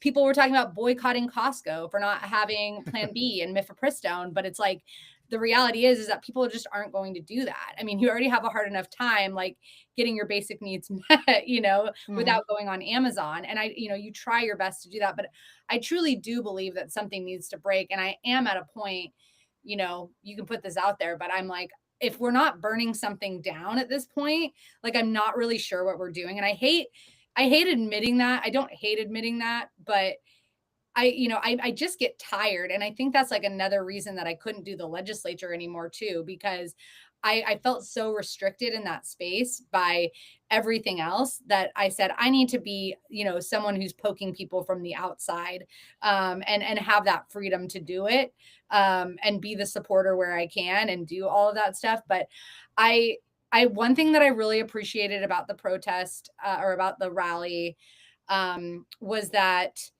because it wasn't a protest. I mean, at the end Right. of the day, like, you know, it wasn't. It was community building, absolutely. But no one gave a shit about their signs. And Mm. I mean, like design wise, which I loved. There was, I mean, that's what I appreciated. It was like, you know, Like people people would throw wrote stuff. together whatever that they could Yeah. do But quickly. They make a statement without worrying like, oh, does it have to look perfect? yeah, there was that the perfectionism on that was gone. Nobody cared. I did not see any like perfect signs. I love that. Like, why spend your time on that? That is just a waste. I I'll tell you that I was there purely to hand out cards for the Washington Institute for a Democratic Future. And I wanted to do that because I wanted to make sure that we're doing that part that's long-term support and infrastructure, that we're getting people involved and that we are, you know, doing that education and bringing people to the table and talking about the different groups. I signed up for the Democratic Socialist newsletter, you know, and grabbed a few things from their table so that I could use that and speak to like the big tent that we have, you know, in the Democratic Party. And then the thing that makes me laugh, and I'm going to take credit for this too. Bob Ferguson was there. I talked to one of the organizers earlier, Governor Bob That's the Ferguson. governor of For those who Washington, don't for know. anybody who's not familiar with the name. What? I was just telling people who aren't in Washington State, that's our governor. Yeah. Our governor, Bob Ferguson, was there. The amount of like time he has been spending in Snohomish County is almost like, why are you so obsessed with us? I'm not really sure. And I'm going to say it's because Sammy and I have been dragging him through the news. But I saw an organizer when I was there that I've known for a while. And actually, I was with your spouse. And she's like, we have a special surprise. A special surprise is coming. I'm like, oh, what could it be? And I had left before the speeches started to go and sign wave on Broadway for a while. And I was like, oh, it was Governor Ferguson coming again. He came to the gala that we had maybe like a month ago, the Snohomish County Democrats gala. And there was no need for our attorney general, our treasurer, our state treasurer, and him to be there. And his speech was exactly the same, I think, from what I've seen. But it makes me laugh that I'm just curious what the you know, so much time in Snohomish County and why, and probably because Seattleites dislike him even more right now. For his unwillingness. And side note for people, the Cascade PBS did a 3-episode podcast called Ferguson versus Everyone. Which he did not comment on. But they interviewed Rep. Corey, who was a Republican in the state house, the minority leader. And then the next episode, they interviewed Senator Jamie Peterson, Democratic leader. And then they interviewed media in the 3rd episode, which was Jerry Cornfield from the Washington Standard, Axios, and just how he hasn't, he won't talk to the media. He doesn't have the relationship that that other past governors have had with the media, and how interesting it is. So it's been pretty fascinating to watch that happen, and I'm really curious why he's there. But I mean, I live You know, in North most Everett. people wouldn't complain if the governor was giving them more attention. Yeah. Like, Oh, I lots know. of people complain that they don't get I'm not enough. complaining. I'm just like, what's your angle here, buddy? Like, I mean, and for him to like, you know, I think our biggest complaint though too, my biggest complaint is that he cut $8 million from the state budget, along with with our legislators, for Planned Parenthood and abortion resources, and then basically made us eat the shit by then moving money from the healthcare account to backfill what the Supreme Court decision had done, which was, you know, end funding to Planned Parenthood and other abortion-related services and healthcare-related services. And then, you know, Planned Parenthood and all of these other groups had to be like, yay, thank you. But after you've just taken the money away. And then he uses that as his look what I've done. He literally brought it up at the Snohomish County Dems Gala. And I was sitting there being like, do not say that. Do not use that as your like, look what I've done. And he did it. And I was like, how dare you? I can't stand that. And we need like, I think we're going to, and for those who don't know, in Washington, we have really regressive taxes here. So nobody likes taxes already, but when they're super regressive and they're not progressive taxes like income tax that can actually go after people with money and not inequitably harm people that do not have money, I think it's going to end up creating a lot of problems for our state in the future and like harms this, bubble of this progressive bubble that we have here, and this democratic bubble that we have here and the wins that we've had. So it's like, it's very concerning to me. Like the Institute for a Democratic Future came about in the 1997 when we had a red wave in Washington to make sure that we had people coming into the space and could build an ecosystem. And I think that threatens, that threatens democratic policies. It threatens good governance. And I don't want to see that happen. So, the result was that we ended up passing more harmful regressive taxes.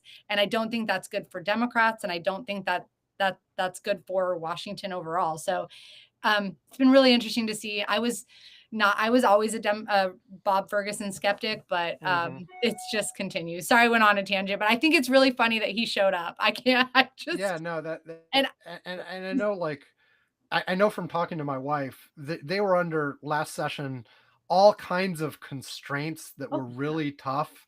Oh, Like yeah. there were no good choices. It was Mhm. picking between the bad choices.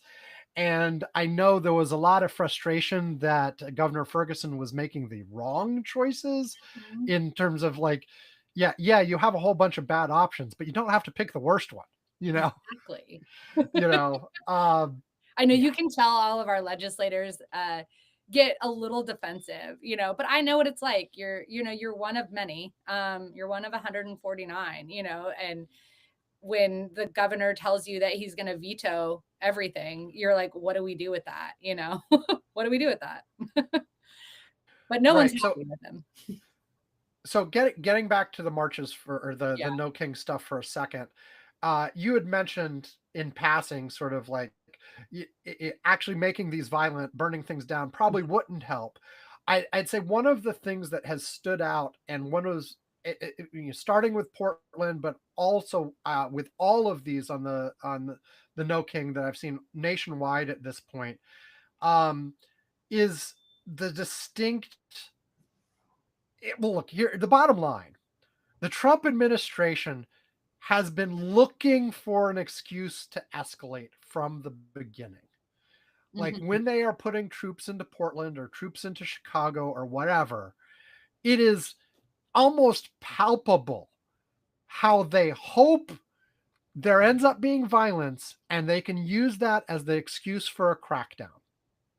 Mhm. And instead, people are showing up in their inflatable animal costumes, dancing and singing and just being ridiculous, which in turn makes them look ridiculous because you've got all these armed people standing around with big guns facing off against inflatable frogs and chickens, and Sorry, something's playing and I don't know why. that's okay. Okay, I'll stop. just note that. Keep going.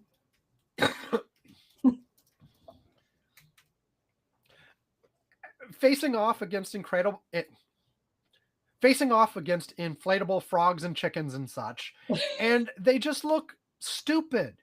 Oh, yeah. And I think this is one of the keys, actually, that you know people who've been listening straight through the election know I've said this over and over again and are sick of it. But like, I feel like the one point where the Harris campaign was really hitting all cylinders and working its best. And it also lines up with when they were doing the best in the polling in my election graphs analysis, um, was when they were mocking relentlessly. Mhm. And this started with Walls, but they were doing it more generally. Their social media team was doing it. Harris even participated a little bit herself. They were mocking relentlessly. And that is something that all the way back to 2015, when Trump first decided he was going to run for president, has has hit the hardest. And it fits with his narcissistic personality disorder too. Like, if you treat them as a threat, that gives them energy. And there's no question, Trump is a threat. But when you treat them that way, and where you act scared, and when you say they're going to destroy the republic, they're super consequential, this is the end of democracy, blah blah blah, that only gives them energy and makes them seem strong. But when you mock them and belittle them, it really gets under their skins, and they tend to react in ways that make them look even worse. And two, it takes away their power. Oh yeah. And makes them look silly. And the people who are sort of marginal in terms of their ability, how much they're attracted to them, they like the strength. They like the certainty. They like that kind of thing. And you can argue about whether that's really something people should be attracted to in politicians, but they are. Lots of people are. And this pierces that. And I get so mad thinking about the Harris campaign when they pivoted away from the mocking, and pivoted hard into, they're a threat. You have to vote for us because they're a threat. And immediately the polls started dropping. And they're like, the mocking works. And so I like the fact that one of the things, like I said, it spread from Portland. The inflatable costumes were everywhere at these things yesterday, all over the country. So many costumes. I've seen that there are people who have been set up in the bigger cities who are just, they're taking donations of the inflatable costumes. They're taking monetary donations. They're just buying costumes and have time to get into the inflatable costume market and have racks of them to give out for free for people who want the inflatable costumes. Oh wow. I saw a TikTok from somebody who's an employee at a Spirit Halloween who's like, they're buying us out of everything we have, Well, and I saw a TikTok that called it, tactical frivolity, and it's been used over time. The mocking is important. I mean, what Gavin Newsom and I say not Gavin Newsom, I'm talking about his team, and much smarter people than Gavin Newsom are doing. Yes. I mean, it does work, and it does make people mad. And I noticed that too. Like, I used to, people would go out, trolls, they used to affect me, but I don't let that affect me anymore. I'm like, my own party can be mean to me all the time. So go ahead. And it drives people nuts. So when, Sammy and I have the audacity to like write something, online that, people will, I either ignore it or I just hammer down even harder. Right. You're like, yeah, keep going, let it go. Doesn't hurt me. And it drives people nuts. And we, you see that everywhere. I used to do that to friends. Like, when I was younger, like I had a friend who, I'll laugh about this, but she started dating a guy that I was dating behind my back and all that stuff. And I just was like, oh yeah, I'm fine. Like, whatever. Well, it's okay. And she just got so mad that I didn't respond, that I wouldn't be mad at her, that I just wouldn't go after it. And to this day, she's like, oh, that made me so angry. And I'm like, yep, I knew what I was doing. And I think here, like, this is also I think, for there, again, you started with some legitimate criticisms of like the No Kings approach. I think the power of the No Kings approach is that you show the large numbers, you show the disdain, like, because the vibe of this is not fear. The vibe of this is not respect. This is all about mocking and disdain, and we are not giving, like, if you look at Donald Trump and his sort of psychological profile, and people have done these like armchair psychoanalysis stuff, but it really seems like his entire life is about craving mainstream respect. And even as fucking president of the United States, he cannot get it. And that drives him nuts. And I'm not saying that the purpose of demonstrations like this should be to piss off Donald Trump. No, but it doesn't hurt. And I think, like, if you are going to be, I know there's a lot of advice in terms of, like, let's produce a positive vision, and let's concentrate on meat and potato kitchen issues and all this kind of stuff. And some of that is valid, but I think it is very important as well to sort of pierce the mystique of the strong, powerful leader, and instead be like, to use Walls's term, they're weird. They're a bunch of weirdo freaks who are obsessed about things that no healthy person should be obsessed about, and pierce that veil, make them unattractive in that way. And at the same time, you can talk policy. I disagree with the ones who are just like, it's the economy, stupid, only talk about the economy, only talk about inflation or whatever, because I feel strongly that we should not be throwing vulnerable populations under the bus in order to try to win a mythical median voter who's probably not going to support you anyway.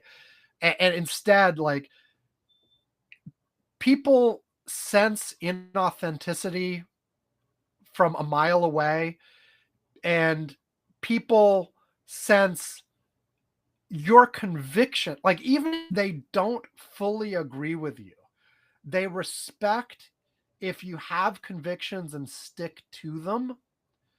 And I feel that's, like, when I'm looking around for, like, who do I want to be leading over the next few years on the non-Trump, non-Republican side, like, I want somebody who's unafraid to stand up for what they believe in and goes strongly for it, and isn't, like, reading the polls and trying to compromise and trying to win over that medium voter by adjusting their positions wherever.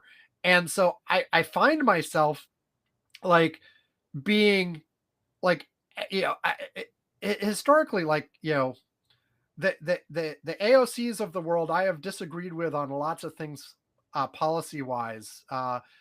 Mamdani in New York as well, those kinds of things. I probably am not as far left as they are on a bunch of positions, but you get that feeling of, like, they really believe something and they're going after it, and they're not adjusting what they're saying based on what they think will win. And that gains a lot of respect. And whereas some others, like Newsom, okay, he did some good clap back at Donald Trump, and I actually enjoyed, like, some of what you said, like, is probably actually his social media team, not Oh him. yeah, it's a I strong even group saw of I women. even saw some interviews where he explicitly acknowledged, like, I wasn't sure about some of this stuff, but they said do it, and it seems to be working.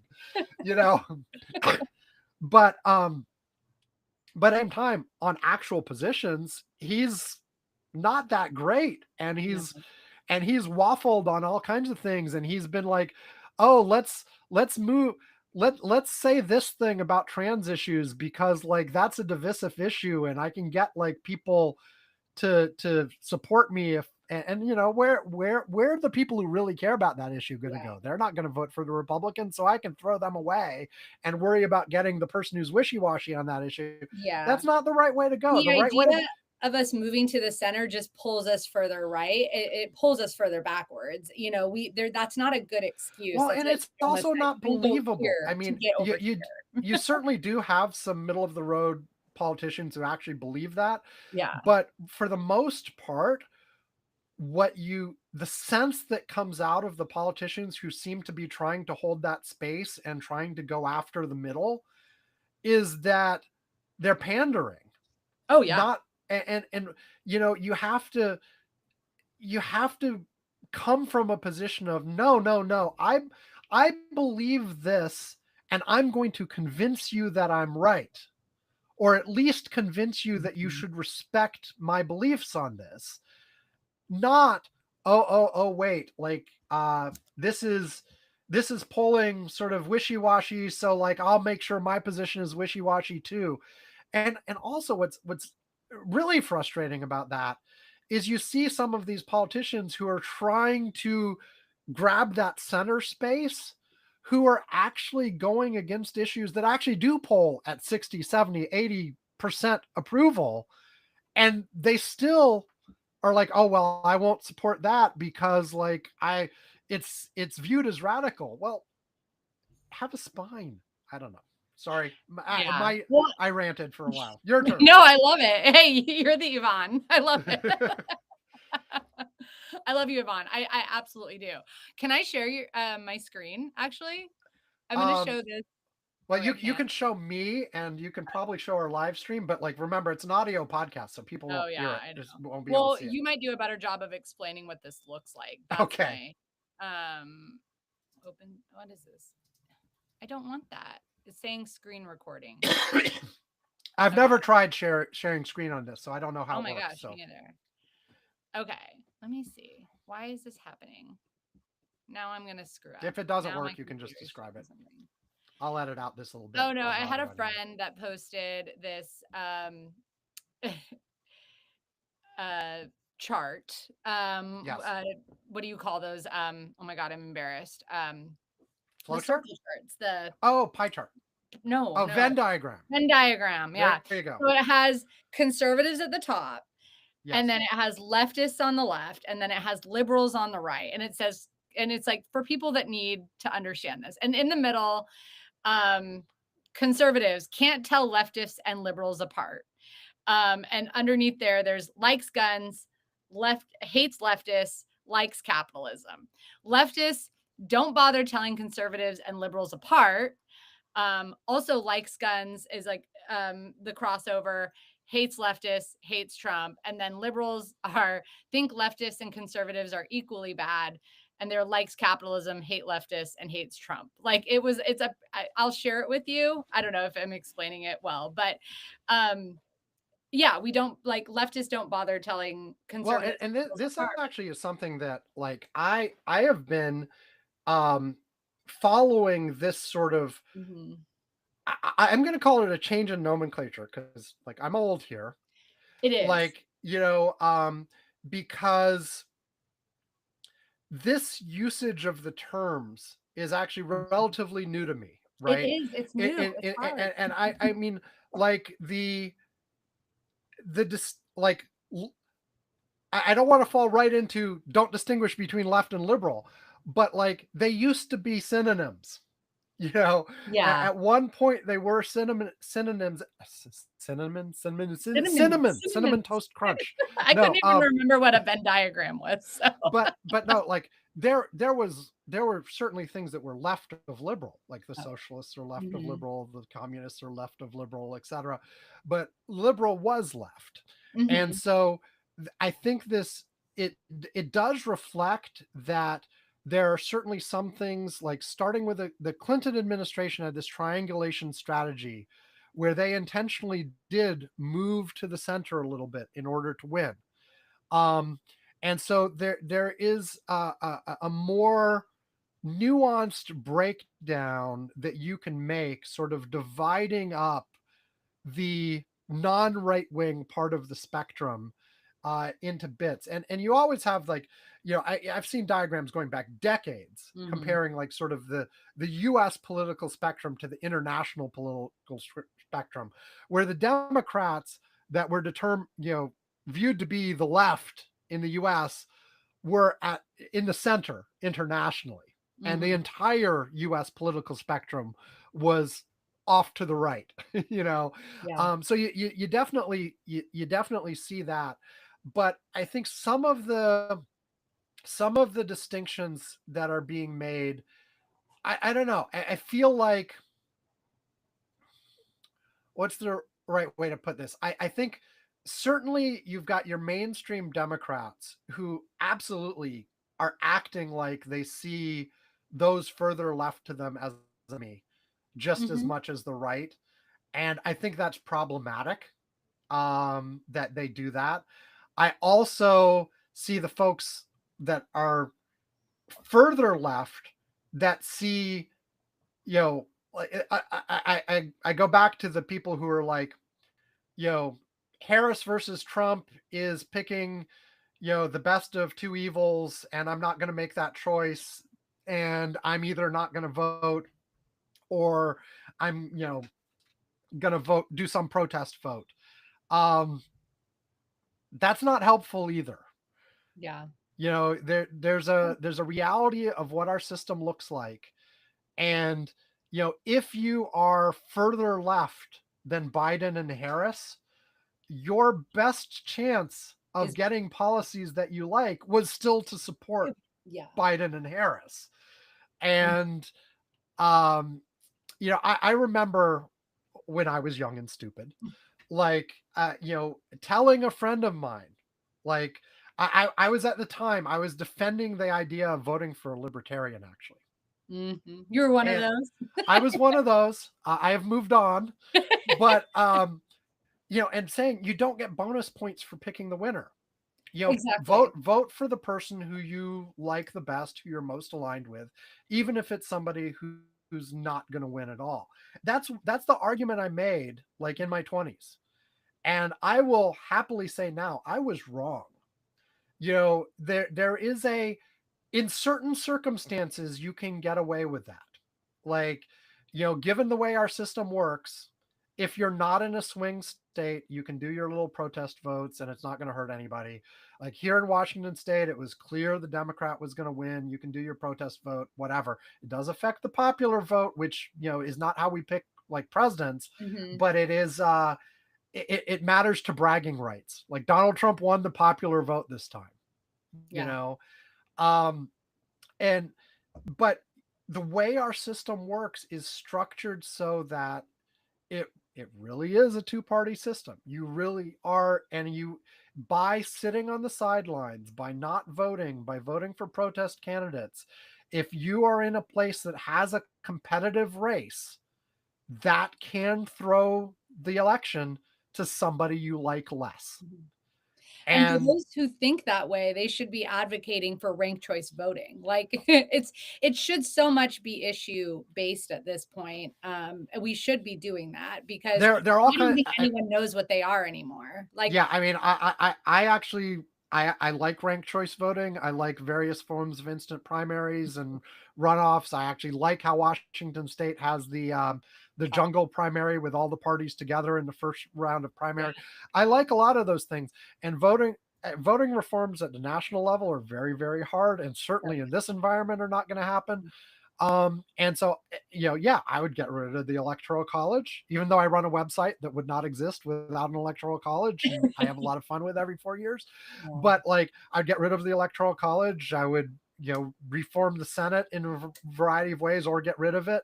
I would increase the size of the House. I would do all kinds of stuff. I like ranked choice voting wherever it appears. There's all kinds of things that you could potentially do. But in the absence of those things, yes, advocate for all those things. In the absence of those things, you have to make decisions that make sense in the system you actually have. 100%. Well, and I mean, the reality is you have a legislature. I was trying to show my husband too, when we went to the governor's ball like 8 years ago or whatever, or more than that. What was 8 years ago? I said the structure of the building is literally created for two parties. Like there's no place for that other person to go. That's why they say the independent who caucuses with the Democrats or caucuses with the Republicans, because there's really nowhere else for you to go. And that's not great. But I do think we're in the midst of a real change in our parties. I mean, it's going to be a slow process, but I do think we are like experiencing that, where our parties are going to look extremely different.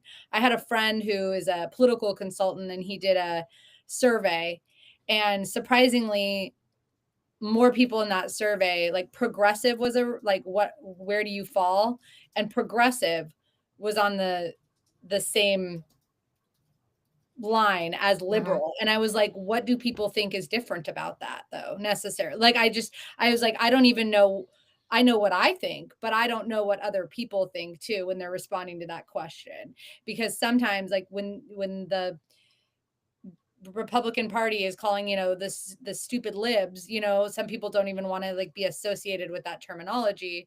Whereas there's a lot of like moderate Democrats, I feel, and I moderate is too nice. I think it's stupid. But there's a lot of Democrats that do still think that they're liberal. Well, Yeah. yeah, no, there was, I remember on this show, like in the sort of excitement of the Obama years, talking about looking forward to the time when the Republican Party would inevitably die off based on demographic techniques, and the Democratic Party could split up, and we could have our new two parties would essentially be, you know, well, at that time I would have said the Bernie Sanders and Hillary Clinton wings of the Democratic Party would become Mhm. the two major parties, and the Yeah. Republicans would die off.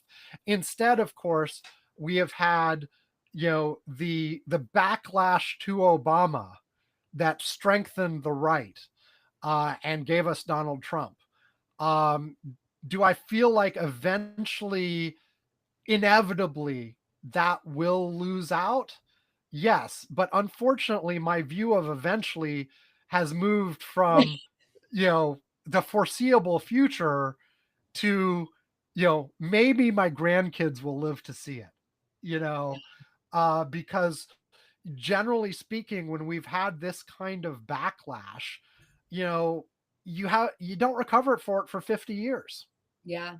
It takes a long time just to get back to where you were, let alone make future progress on top of that. Hmm. And it's a big fight. And would I rather have lived in a world where, you know, I mean, it would have taken a hair of a difference for Hillary Clinton to have won. Yeah. Now, I've said before, my prediction was if Hillary Clinton had won, she probably would have been a one-term president, because you don't usually get more than three a single party in a row. But I don't think what you would have gotten after Hillary Clinton would still have been Donald Trump. Yeah. There might have been a chance for an old school Republican being next instead, and for you to hang on to that a little while longer. Maybe not. There was a huge backlash to a black president. There probably would have been an even worse one for a woman president. Who I know. knows?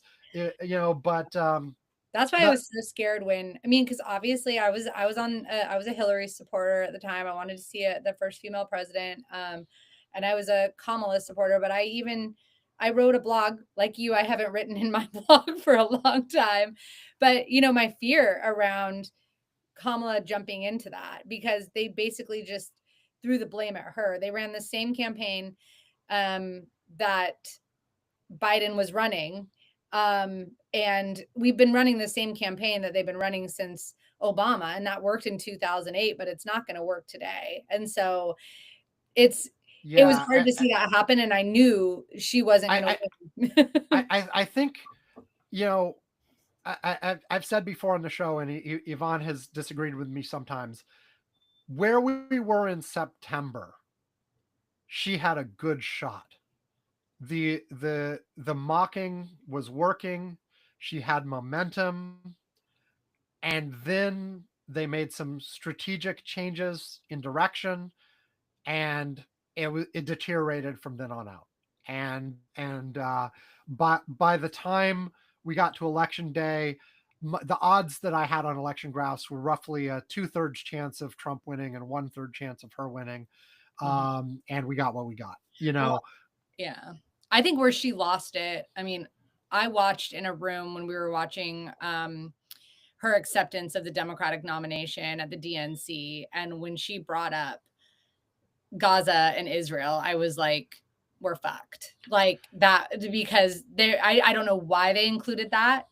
I don't know why I she mean, did that. yeah, I even saw people go like cringe or just get angry in a room. I mean, this is an area where the entire Democratic leadership has been well behind the Democratic voters in terms of their shift, in Oh, terms of thoughts on Israel, the Palestinians, etc.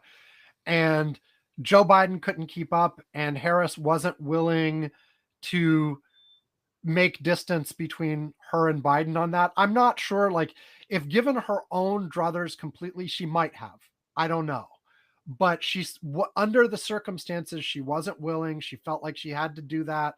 She felt like, and look, there were trade-offs here. Like, and we talked on this show about it a number of times. If Harris had come out full-throated, or Biden before, with a Israel, you've gone too far, you need to stop, whatever, and just been full-throated in terms of that, would she gain more people than she lost?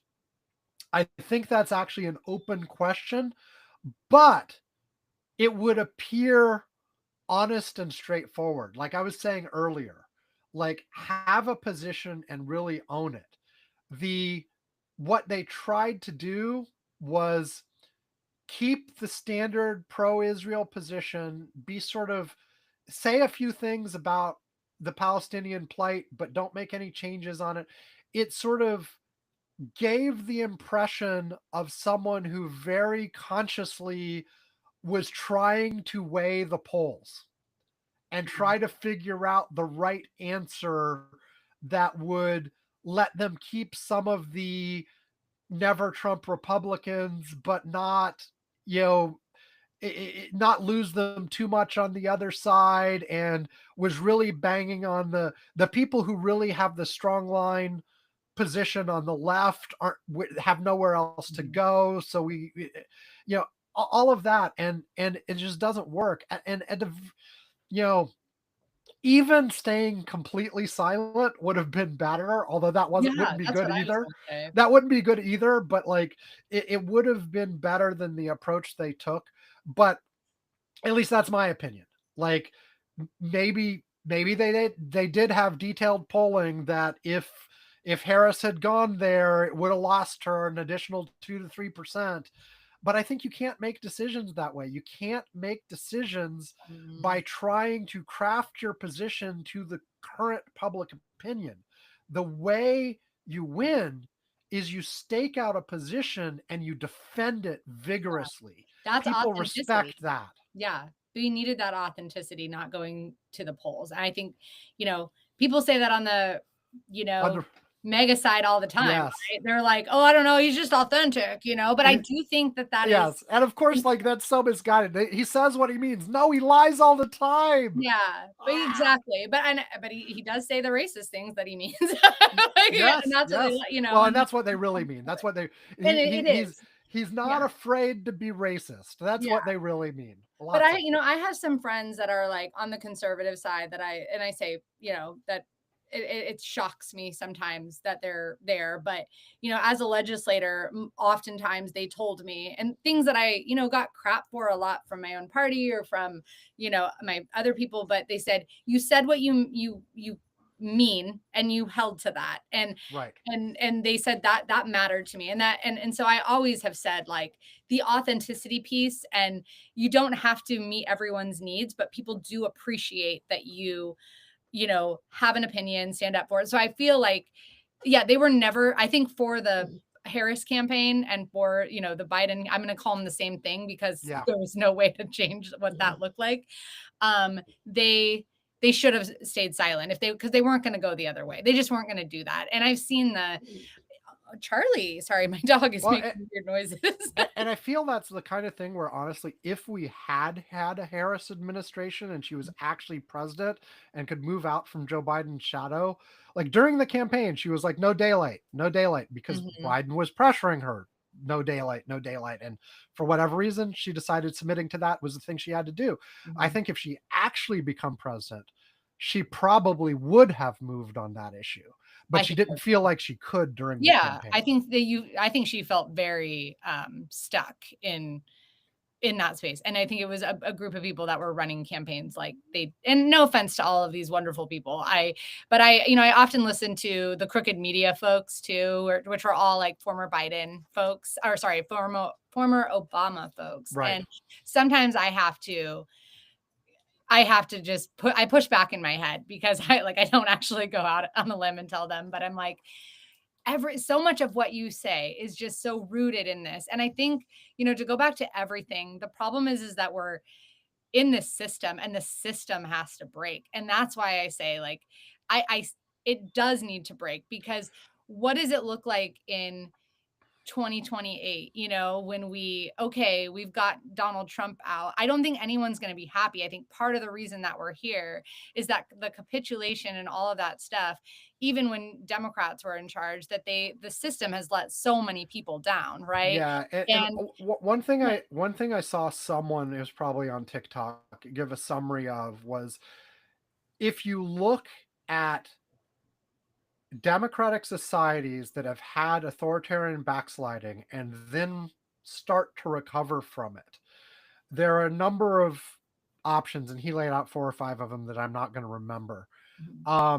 The most common by far is that you sort of get back to something with a lot of the trappings of democracy, but in fact, the opposition party that takes over again actually takes advantage of the additional authoritarianism that was given to them, and so you don't get back to where you were before. That just doesn't happen. The one of the rarest outcomes, but the one that in the end leads to the most positive results, is when you actually end up essentially scrapping the system. You write a new constitution, you start a new government with new rules that explicitly fixes the problems that led to the authoritarian backsliding in the first place. But they pointed out that that is very rare, and what it requires is a highly unified, highly organized pro-democracy opposition who is committed to those principles, above and beyond any conflicts they have amongst themselves, which we don't have right now. we don't. No, and it's what needs to happen, I think, because I just think we're just going to repeat this over and over again. I Yeah. It's Like I said earlier in the podcast, we're in a dark time, and I feel like we have to do everything we can to fight it, but unfortunately, it's going to get worse before it gets better, and it's going to last a long time. Yeah. Too. How I, long do you I, think? Oh, go ahead. Finish. I would love to say, Democrats win in 2026, start doing some, investigations and stuff. Democrats win in 2028, and whoever becomes president aggressively reforms, like, expands the Supreme Court, adds in new states, does whatever is necessary, passes laws to not, to undo gerrymandering and blah, blah, blah, blah, blah, blah, blah. I feel I want that to happen. I feel like it's unlikely. Yeah. And I feel like it's more likely that, like I said, with this kind of backsliding, like when it happened after Reconstruction, after the Civil War, we essentially had 50 to 80 years before we, had the civil rights movement of the 1960s get us back to somewhat where we were right after Reconstruction. And I I've said many times before on here as well, I prefer to be pessimistic and then get surprised by things that happen that are good, than to be optimistic and then be constantly disappointed. Yeah. So I take the pessimistic view. I think we're in for a generation or two of darkness. And it looks like the trends are worldwide, not just the US, where, things are going to be pretty grim until they get better. Now, to be clear on pretty grim, even in authoritarian societies, the vast majority of people go about their daily lives and don't notice anything. And don't care. But the vulnerable populations suffer mightily during those periods, and even the people who are going about their lives aren't doing as well as they could otherwise. And but yeah, I'm pessimistic, but I hope I am wrong. I know. What's your take? And then we need to wrap up. Oh, I'm exactly with you. I think people call me Wixana, like the Pollyanna thing. Like I'm there. I have like I'm an optimistic person in the face of badness. Like, I know it's there and I'm just like, yep, I'm doing fine because I have to be. And I mean, I'm constantly sitting there being like, I'm not going to complain here in the United States. I will complain, but I'm not going to complain on the big scheme of things because I'm not trying to spend my day trying to find food for my kids and potentially be, shot trying to get soup, So I'm an optimist in that sense, but I'm with you. I don't think it's ever really been that good. And for us to sit and pretend as if everything, that we'll get to a point where it's better like soon, or that an election's going to change, the system. I don't think that's going to happen. The election's not going to change the system. We have to change the system, and that's going to take a lot longer. And hopefully we can find people that can slowly move us into, like you said, a better place, through our democracy and strengthen that. So yeah, we didn't get to anything else, but I am curious, do you think the government shutdown is going to be over soon? Because No. me either. Someone said we're going on a trip, November 13th to Arizona for the Institute for a Democratic Future. And I'm like, I don't even know if we'll make it there. And someone's like, oh, it'll be over by then. And I'm like, are you? I don't think so. Yeah. I don't think it'll be over, but I think you'll probably be able to make your trip just fine. They Yeah. will. I think the things that need to stay open for day-to-day stuff will stay open.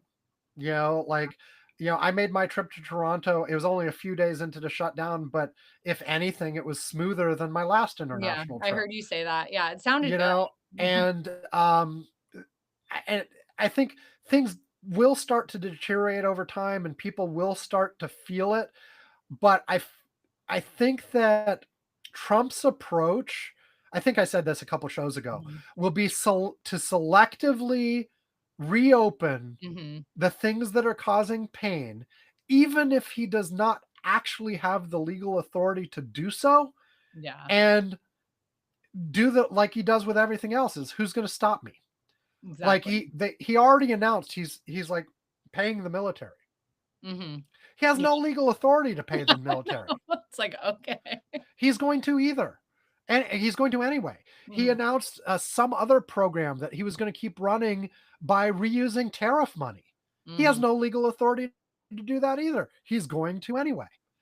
And this is one of those things that puts the folks like the Democrats in a catch-22 as well. Like, not that the courts are fast on any of these things, but like if they go to court saying no, you can't pay the military, that doesn't look good.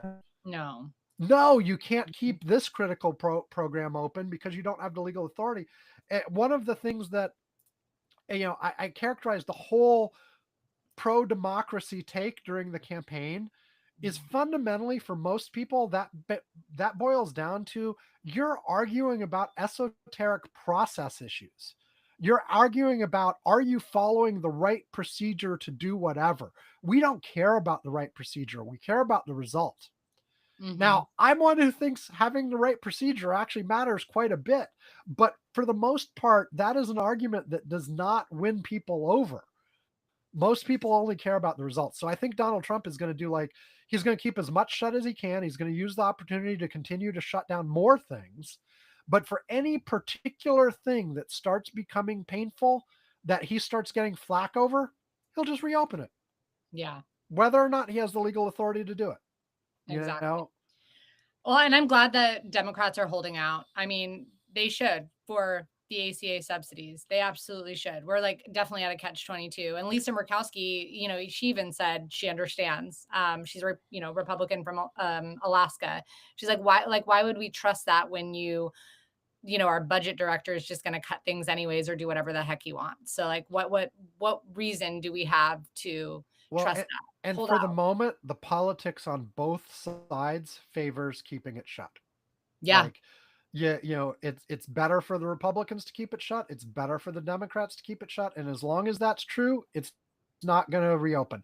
I mean, people have pointed out that they could use the nuclear option in the Senate and reopen it tomorrow with Republican votes only if they wanted to. Mm-hmm. But there's not a political incentive for them to do so.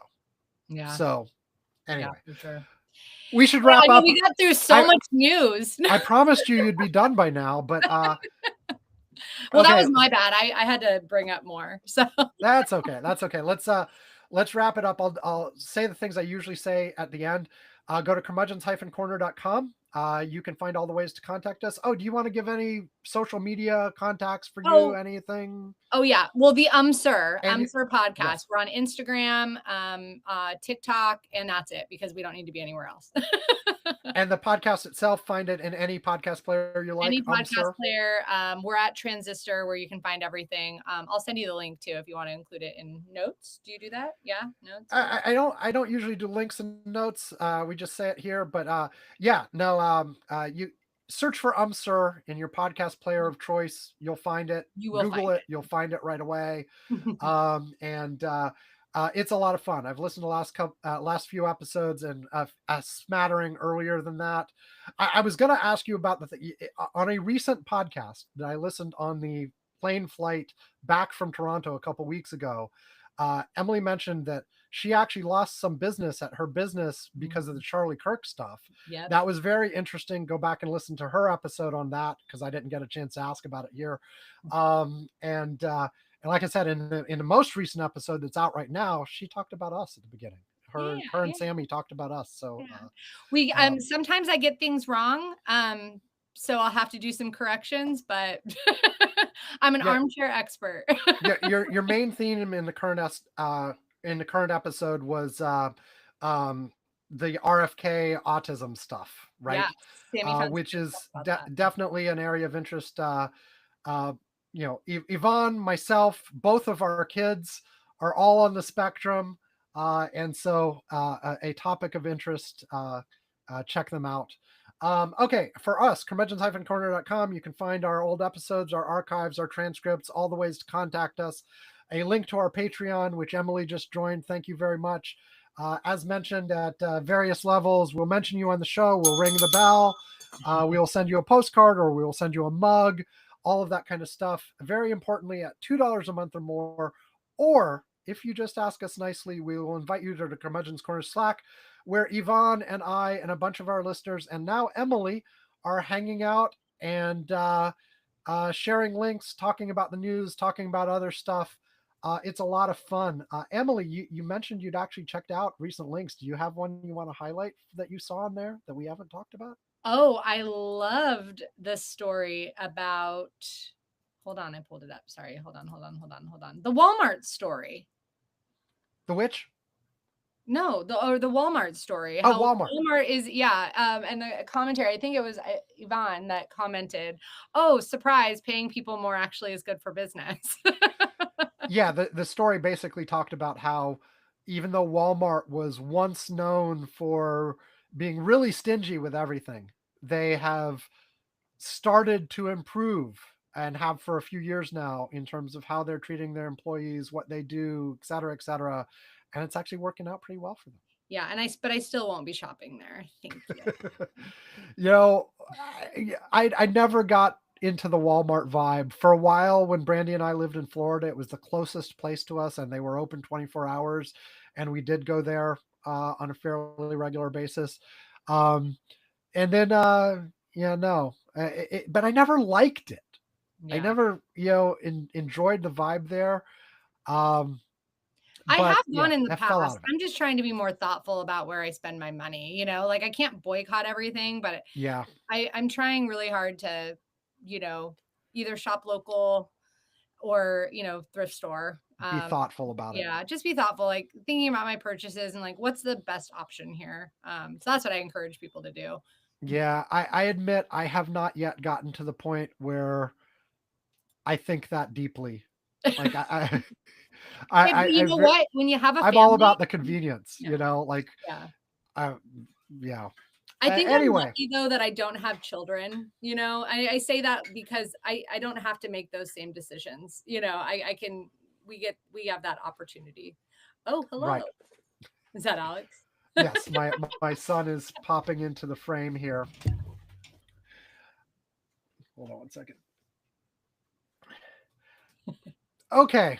Well, with that, let's wrap it up.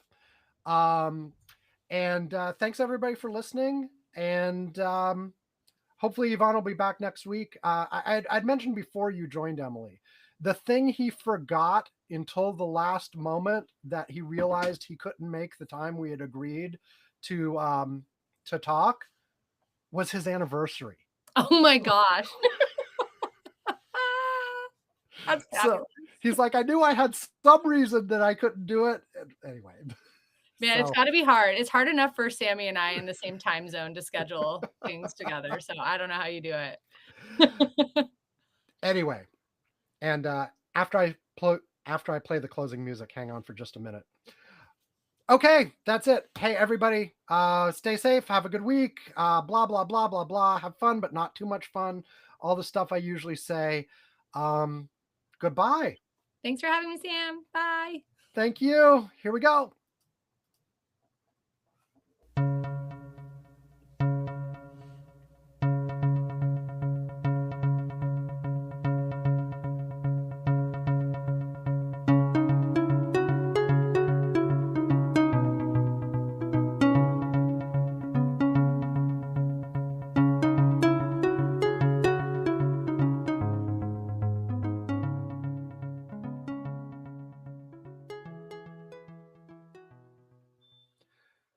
Okay, that's it. That was a lot of fun. I'm going to hit the stop button. Once I do, wait till it says it's 100% uploaded before you close the window or anything. And it's really fun. I hope I was okay. I hope. Oh no, you were great. This was a lot of fun. And will I see you tomorrow night at the mixer thing? Are you able to come? Yeah, I'll be there. I'm excited for that. It'll be fun to see you. I know. I'm ready to golf a little bit. Okay, well, I'll see you guys tomorrow, and look forward to talking to you about more stuff. And like I said, I'm happy to join you guys sometime, and I'm sure we'll have you guys on again. Did you actually see the email I sent out about needing a co-host before? Because it gets put in people's junk a lot. Oh, weird. Okay, I'll find it. Yeah, because I was gonna. I didn't get it. I sent out an email Friday night to like everybody I usually ask for co-hosts. And I sent it from my Apple email address instead of my personal email address, because I've noticed like sometimes like my personal address ends up being people's spam because it's my own domain I've had for like 20 plus years. Where did the Abel's me come from? Because I always question that with Brandy ever since. That is Samuel scrambled up in a way that I made up in 6th grade with a B added. And because it's every other letter of Samuel, so you AULSME, and then I go through and add consonants or vowels as needed to make it more pronounceable in English. So it would be Owlsme, but it becomes Abblesme. I made that transformation up in 6th grade. There's a mathematical function related to it that I did lots of analysis on in high school, related to if you take that and do it over and over and over again, how long does it take to get back to the original, and various patterns that show up in that depending on the length of the word you're taking through the permutation. Anyway, it's something I made up in 6th grade, and I've used for things like screen names and everything like that ever since. That's where that comes from. Oh, I love it. And but yeah, no, but yeah, like even the mail sent, I noticed it showed up in my own spam. Like I copied myself on the email and it showed up in my own spam. So I think the like 3 or 4 paragraphs that I send that are like, hey, I need a co-host, blah blah blah, are just for some reason like getting flagged as spam by some people. So I think like most people I send the email to might not be getting it. I do get responses. No, I got it. I just have been really bad at my it's been a busy week. It's been a busy year. It's been that's okay. And I prefer when Yvonne tells me like a couple weeks in advance that he's going to be out, because then there's time. Like when he tells me Friday morning that he can't make it Saturday morning, it's like, okay. That's frustrating. Yeah. But Sammy and I would love to too. I think this makes it a lot easier for her to pop in too, just to do it virtually. So yeah, no, and obviously we have to do it virtually because he's in Florida. Yeah. But even like, if I know you guys have a set and you have a thing, and for the video, it makes a huge difference. but like we can't do it video yet. We're doing. gotcha. It's too hard. I mean, this would have been easier to do it this way. It having to get in person in the same place just adds friction.